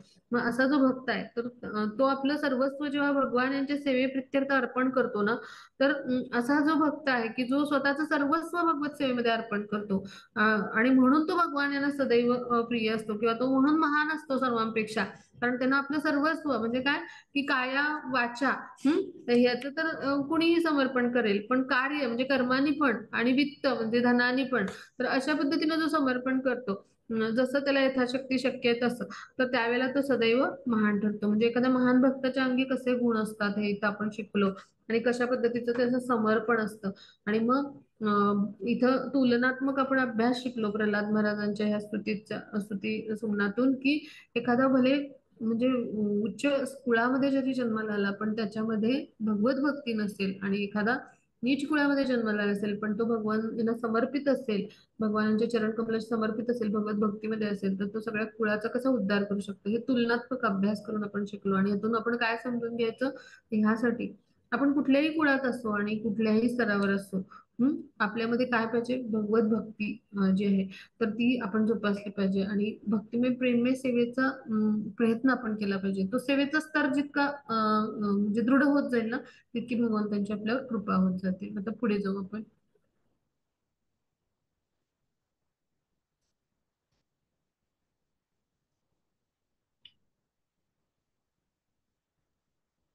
नैवात्मना प्रभुरयं निजलाभपूर्णो मानं जनाद विदुष करुणो वृणीते यद्यज्जनो भगवते विदधीत मानं तच्चात्मने प्रतिमुखस्य यथा मुखश्रीः. हरे कृष्ण. हरे कृष्ण. आता इथं समजून घेऊया, इथं भगवान काय म्हणतात की अं, भगवान यांच्याविषयी प्रल्हाद महाराज काय म्हणतात की भगवान यांच्या कडे आता पुरुषोत्तम भगवान जे आहेत तर ते कसे आहेत, तर ते सदैव स्वतःमध्येच पूर्णपणे तृप्त असतात. म्हणजे आत्मतृप्त आहेत भगवान हे, का तर ते पूर्णतः आध्यात्मिक आहेत आणि पूर्णतः तृप्त आहेत. त्यामुळे सर्वश्रेष्ठ त्यागाचं प्रतीक म्हणजे कोण आहेत, भगवान आहेत, का तर ते आत्मतृप्त आहेत पा. मग म्हणून जेव्हा एखाद्या व्यक्तीनं अशा पद्धतीनं वस्तू अर्पिले म्हणजे तो भगवान यांना अर्पण करतो, तर त्यावेळेला काय की ती भगवत कृपेनेच भक्ताला काय करते, तर लाभान्वित करते. म्हणजे काय की भगवान यांना इतर कोणाच्याही सेवेची आवश्यकता नसते. उदाहरणार्थ की मनुष्यानं स्वतःचे मुख सुशोभित केलं तर त्याचा आरशातलं मुख प्रतिबिंबही सुशोभितच दिसते. आता ह्या सगळ्यातून काय आपण शिकायचं ह्या भावार्थातून, की भगवान जे आहेत ते सदैव सदैव स्वतःमध्ये आत्मतृप्त असतात. मग आता भगवान यांना जेव्हा आपण एखादी वस्तू अर्पित करत असतो, अर्पण करत असतो, तर ती वस्तू जेव्हा अर्पण करतो तर ती अर्पण करत असताना पण आपल्याला ती लाभली, ती कुणामुळे लाभली, भगवत कृपेमुळे. अन्यथा आपल्याला लाभेल का? म्हणजे उदाहरण घेऊया, महिन्याच्या शेवटी माझा पगार होतोय, मी नोकरी करत असेल किंवा मला रोज व्यवसाय करत असेल, पैसे मिळतात दिवसाकाठी, जे काही माझे जमा होत आहेत, कलेक्शन होतात, म्हणजे जे काही धन जमा होते, मग हे कशामुळे होते, भगवत कृपेमुळे. म्हणजेच काय, ते भगवत कृपेमुळेच मला लाभ मिळतोय. आणि मग ते तो लाभ झालाय त्यातून एखादी वस्तू घेऊन मी त्यांना अर्पण केली, तर भगवान तर आत्मतृप्त आहेत, त्यांना काही गरजच नाही अशा कुणाच्या सेवेची. पण जेव्हा आपल्याला असं काही भगवत कृपेनं प्राप्त होतं, मग त्याचा काही भाग आपण भगवान यांना अर्पण करतो, तेव्हा आपली ती सेवा होते. आणि आपल्यासारख्या बद्ध जीवांची सेवा स्वीकारण्यासाठी अर्चविग्रहांच्या रूपामध्ये भगवान मंदिरामध्ये जे आहेत तर ते तिथे उपस्थित असतात. मग ते काष्टाचं असो, शिल्पाचं असो, नाहीतर पाषाणाचं असो, कशाचंही असो, म्हणजे धातूचं असो, अगर कुठलंही असो, म्हणजे तर तिथे भगवान उपस्थित असतात आपल्यासारख्या जीवांकडून सेवा स्वीकारण्यासाठी. म्हणजे मग अशा पद्धतीनं भगवान ही आपल्याला संधी देत असतात सेवा करण्याची. कशा पद्धतीनं आपल्यावर कृपा करून कशी करतात, तर आपल्याला जो काही लाभ झाला, आपल्याला एखादी वस्तू म्हणजे भगवत कृपेनं भक्ताला लाभ होत असतो आणि त्यातून तो वस्तू अर्पण करत असतो, आणि ती जर सेवा आपण केली तर निश्चितच काय होत असतो, आपल्यालाच लाभ होत असतो, आपल्यावरच भगवत कृपा होत असते. म्हणजे याच्यासाठी अजून एक उदाहरण दिलंय प्रल्हाद महाराजांनी, की आपण स्वतःच मुख सुशोभित केलं, आपण स्वतःचा चेहरा खूप छान सुशोभित केला. आताच्या काळात आता आपण रंगरंगोटी मेकअप म्हणतो, असं सगळं केलं समजा, खूप छान दिसेल असं सगळं व्यवस्थित केलं. आरशात आपण प्रतिबिंब पाहतो, मग ते पण तितकंच सुशोभित दिसतं. म्हणजे काय, की ह्याच्यातून आपण समजून घेऊया या उदाहरणातून, की आपल्याला सेवा देणारे पण भगवान आहेत आणि ती सेवा करून घेणारे पण भगवान आहेत. म्हणजे भगवत कृपेशिवाय काही शक्य आहे का? बिलकुल नाही. मग तसंच आहे आरशामध्ये आपण म्हणजे मुख सुशोभित म्हणजे आपण मुख सुशोभित केल्यावर आपलं आरशातलं प्रतिबिंब सुशोभित दिसतं. म्हणजे काय, की आपल्याला सेवा करण्याची बुद्धी देणारे आणि ती सेवा करण्यासाठी ज्या आवश्यक गोष्टी आहेत त्या आपल्याला प्रदान करणारे सुद्धा भगवानच आहेत, आणि म्हणून आपल्याला त्या गोष्टींचा लाभ होतो. आणि मग ती गोष्ट आपण अर्पण करतो भगवान यांच्या चरणी. म्हणजे काय, की आपलंच मुख सुशोभित करून आरशात पाहण्यासारखं आहे, मग ते सुशोभितच दिसणार. म्हणजे असं सुंदर भावानी आपण अर्पण केलं तर निश्चितच भगवान संतुष्ट होतील, हो की नाही. म्हणून हे या उदाहरणातून जे आहे ते प्रल्हाद महाराज यांनी मांडले. म्हणजे भगवान यांच्याकडून प्राप्त करणं एखादी गोष्ट ती कृपेनेच मिळते, आणि भगवान यांना पुन्हा अर्पण करणं, भगवान यांच्याकडे नाही आहे म्हणून किंवा त्यांना आवश्यक आहे म्हणून अर्पण करतो का नाही, त्यांची सेवा म्हणून आपण प्रेमाने आणि भावाने अर्पण करतो संतुष्ट त्यांना करण्यासाठी, मग भगवान यांना ते आवडतं. म्हणजे उदाहरण अजून एखादं घेऊ, की आपले जे माता पिता असतात आपल्यासाठी लहानपणी खेळणी खाऊ सगळं आणायचे, हो की नाही. मग आपण काय करतो, आपल्याकडे थोडेसे पैसे असतात पॉकेट मनीसाठी, बाबांनी दिलेले आईनी दिलेले असतात की नाही. मग आपण त्यातनंच एखादं ते पैसे साठवतो मनी बँक मध्ये, आणि त्याच्यातून आपण काहीतरी आई बाबांच्या वाढदिवसा दिवशी किंवा असं म्हणजे त्यांना आनंद मिळावा असं त्या दृष्टीनं, त्यांचा लग्नाचा वाढदिवस असेल अशा दिवशी आपण काहीतरी वस्तू घेऊन येतो. म्हणजे हे काय आहे, आपल्याला आई बाबांनी जे दिलं ते त्यांनी दिलेल्या पैशातूनच आपण त्यांना एखादं म्हणजे भेटवस्तू आणली आणि ते त्यांना आनंद देण्यासाठी त्यांना ते अर्पण केलं. मग असंच आहे, कृष्णांनी परमपिता म्हणून आपल्याला सगळं दिलं, प्रदान केलं, मग आपल्याला लाभ झाला त्यांच्या, आणि त्यातूनच आपण मग काही जे आपण मिळवलं ते आपण कृष्णचरणी अर्पण केलं. मग कृष्णांकडे काही नाहीये म्हणून अर्पण केलं का, की त्यांना आवश्यक आहे म्हणून अर्पण नाही. आपण जसं माता पित्यांना भौतिक जगतामध्ये संतुष्ट करायला हे सगळं आपण अशा पद्धतीनं प्रयत्न करत असतो, मग तसेच आपण सुपुत्र सुपुत्री आहोत कृष्णांचे, आणि म्हणून त्यांना संतुष्ट करायला आपण ही सेवा करतो. का तर आपल्याला प्रेम आहे ना त्यांच्याविषयी, आणि म्हणून ही सेवा करतो. जसं आपण भौतिक जगतामध्ये माता पित्याविषयी प्रेम वाटतं, मग त्यांना कसं आनंदी ठेवेल म्हणून आपण हे सगळं आटापिटा, म्हणजे ही सेवाच होते ना आपली एक प्रकारे. मग अशी सेवा करून आपण त्यांना सुखावायचा प्रयत्न जसं करतो, तर तसंच आहे. मग तेव्हा आपल्या बाबांना किती प्रेम वाटतं, माझ्यासाठी माझ्या मुलांनी काहीतरी आणलं, हो की नाही. म्हणजे आणि मोठेपणी नोकरी लागल्यावर जेव्हा भौतिक जगतामध्ये आणलं तेव्हा पण त्यांना तोच भाव असतो माझ्यासाठी काहीतरी, कारण ते सगळं शिक्षण प्रदान करणारे, आपल्याला ते सगळं म्हणजे मिळवून देण्यासाठी सहभागी असण्यामध्ये आई वडिलांचा वाटा असतो, हो की नाही. मग तसंच श्रीकृष्ण जे आहेत ते परमपिता आहेत आपले, आपल्याला हे सगळं प्रदान करणारे, म्हणजे भौतिकतेतले माता पिता उत्तम कुटुंबापासून सगळं प्रदान करणारे भगवानच आहेत. मग जेव्हा त्यांच्या चरणी आपण हे सगळं अर्पण करतो, एखादं छोटस फूल असेल, फळ असेल, है ना, पुष्प असेल, किंवा पाणी असेल, अगदी म्हणजे अशा वस्तू सांगितल्यात भगवान यांनी, अगदी कमीत कमी म्हणजे यातलं काहीही तुम्ही मला अर्पण करा मी आनंदाने स्वीकार. मग असं जेव्हा अर्पण करतो तेव्हा काय होतं, भगवान संतुष्ट होतात पहा. म्हणजे ते कसं आहे की त्यांच्याकडूनच आपण सगळं मिळवतो, पण जेव्हा आपण त्यांना त्यांच्या सेवेमध्ये ते अर्पण करतो तेव्हा आपले परमपिता खुश होतात, संतुष्ट होतात, समाधानी होतात अत्यंत, आणि आपल्यावर कृपा करतात पहा. की म्हणजे आपण त्यांचे सुपुत्र सुपुत्री आहोत, आणि आपण त्या भावाने आणि प्रेमाने त्यांच्याकडे ते जे आहे तर त्यांची सेवा म्हणून ते त्यांच्याकडे अर्पण करतोय पहा. मग हे आपले परमपिता म्हणून कृष्ण जाणतात, आणि तितक्याच म्हणजे कृपाळू भावाने, तितक्याच दयाळू भावाने आपल्यावर ते काय करत असतात, तर संतुष्ट होऊन कृपा करत असतात पहा. मग हेच खरं भक्तियोगाचं आचरण आहे पहा. म्हणजे ह्यासाठी ते उदाहरण आहे, आरशामध्ये आपलं प्रतिबिंब सुशोभित आपण मुख केलं आणि त्या मुखाचं प्रतिबिंब सुद्धा सुशोभितच दिसणार, हो की नाही. मग भक्तियोगाचं आचरण तर अशाच मार्गाने केलं जातं, म्हणजे 9 विधी जे आहेत भक्तीचे, श्रवण कीर्तन, हो की नाही, स्मरण पादसेवनम अर्चन वंदनम दास्य, सख्य आणि आत्मनिवेदन. तर श्रवण कीर्तन या विधीद्वारे आपण भगवान यांचा महिमा गान करण्याची ही सेवाच आहे, आणि ही भगवान यांच्या लाभासाठी नाहीये, तर अशी भक्ती सेवा भक्ताच्या लाभासाठी सांगितली. आता इथे नवविधा भक्तीचं पण महत्व आहे, आणि महिमा गान करण्याचं म्हणजे स्तवस्तुती जे मी सांगितलं सुरुवातीला, किंवा महिमा भगवान यांचं यश गुण नाम रूप लीला यांचं गुणगान आपण का करतो, तर ते काही भगवान यांना लाभ मिळावा म्हणून नाही करत. आपण भक्ती सेवा ही कशासाठी आहे, भक्तांच्या लाभासाठी सांगण्यात आली. म्हणजे ह्याद्वारे आपण काय करत असतो, आपला लाभ घडवून आणत असतो. की जसं एखादा व्यक्ती स्वतःचं मुख सुशोभित करेल आणि आरशात सुद्धा मग सुशोभित मुख बघेल, म्हणजे ही कृपाच असते आपल्यावर भगवानांची एक प्रकारे. आणि मग अशा भक्तांनी भगवान यांचं महिमागान करो अगर न करो, भगवान शाश्वतरित्या महानच आहे, हे सत्य आपण नाकारू शकतो का. मग त्यांना काही फरक पडणार आहे कुणी केलं स्तुतिगान आणि नाही केलं तर. पण भक्तानं जेव्हा असं महिमागान भक्त करतो किंवा भक्तांकडून होतं, तेव्हा तो स्वतःही आपोआप महान होत असतो पहा. म्हणजे चेतोदर्पण मार्जन भव दावाग्नी निर्वापणम म्हटलंय. म्हणजे भगवान यांचं सतत महिमागान करून करून जीवाचं अंतःकरण शुद्ध होतं पहा, आपल्या हृदयाची शुद्धी होते एक प्रकारे.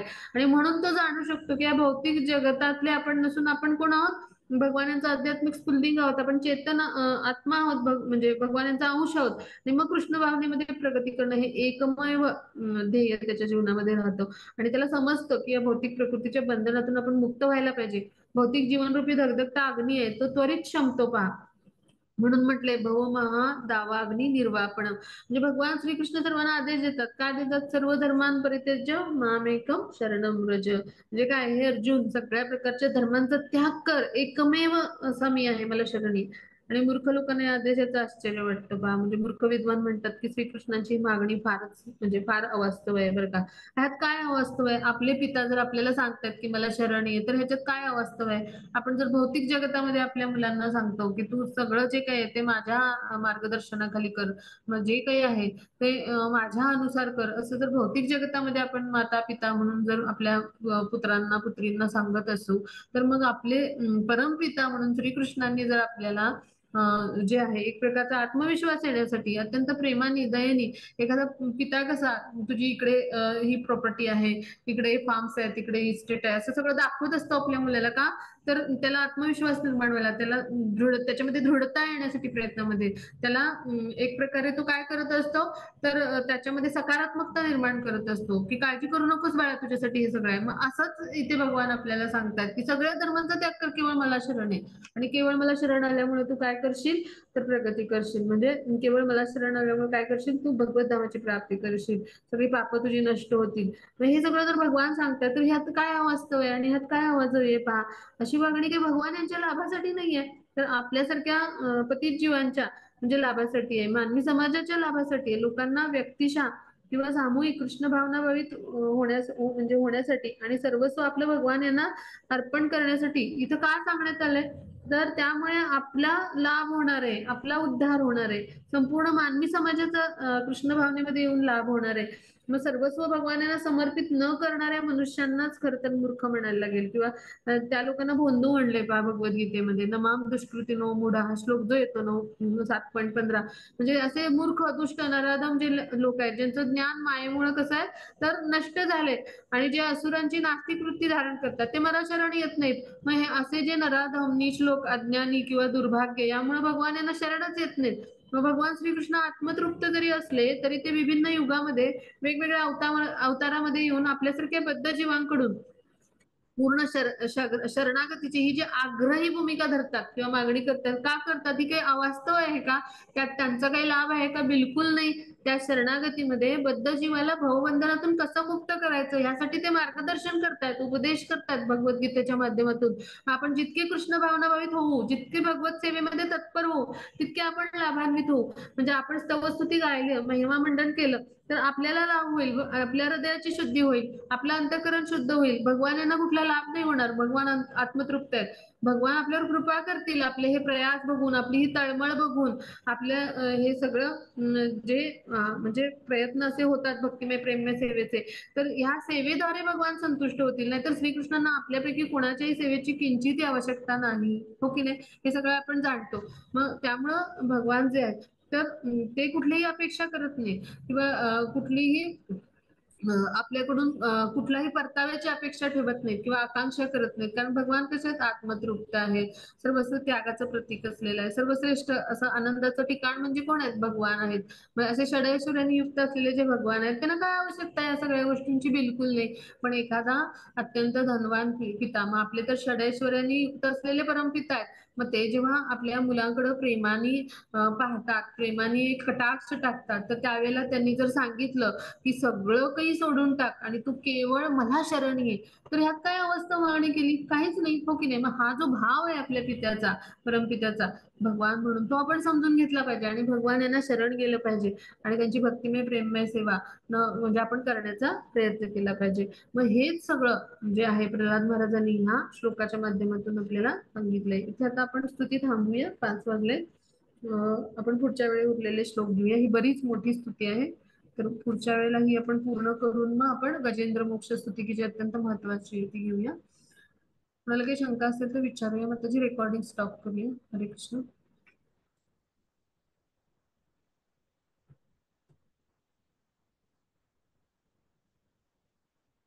हरे कृष्ण. रेकॉर्डिंग स्टॉप करूया.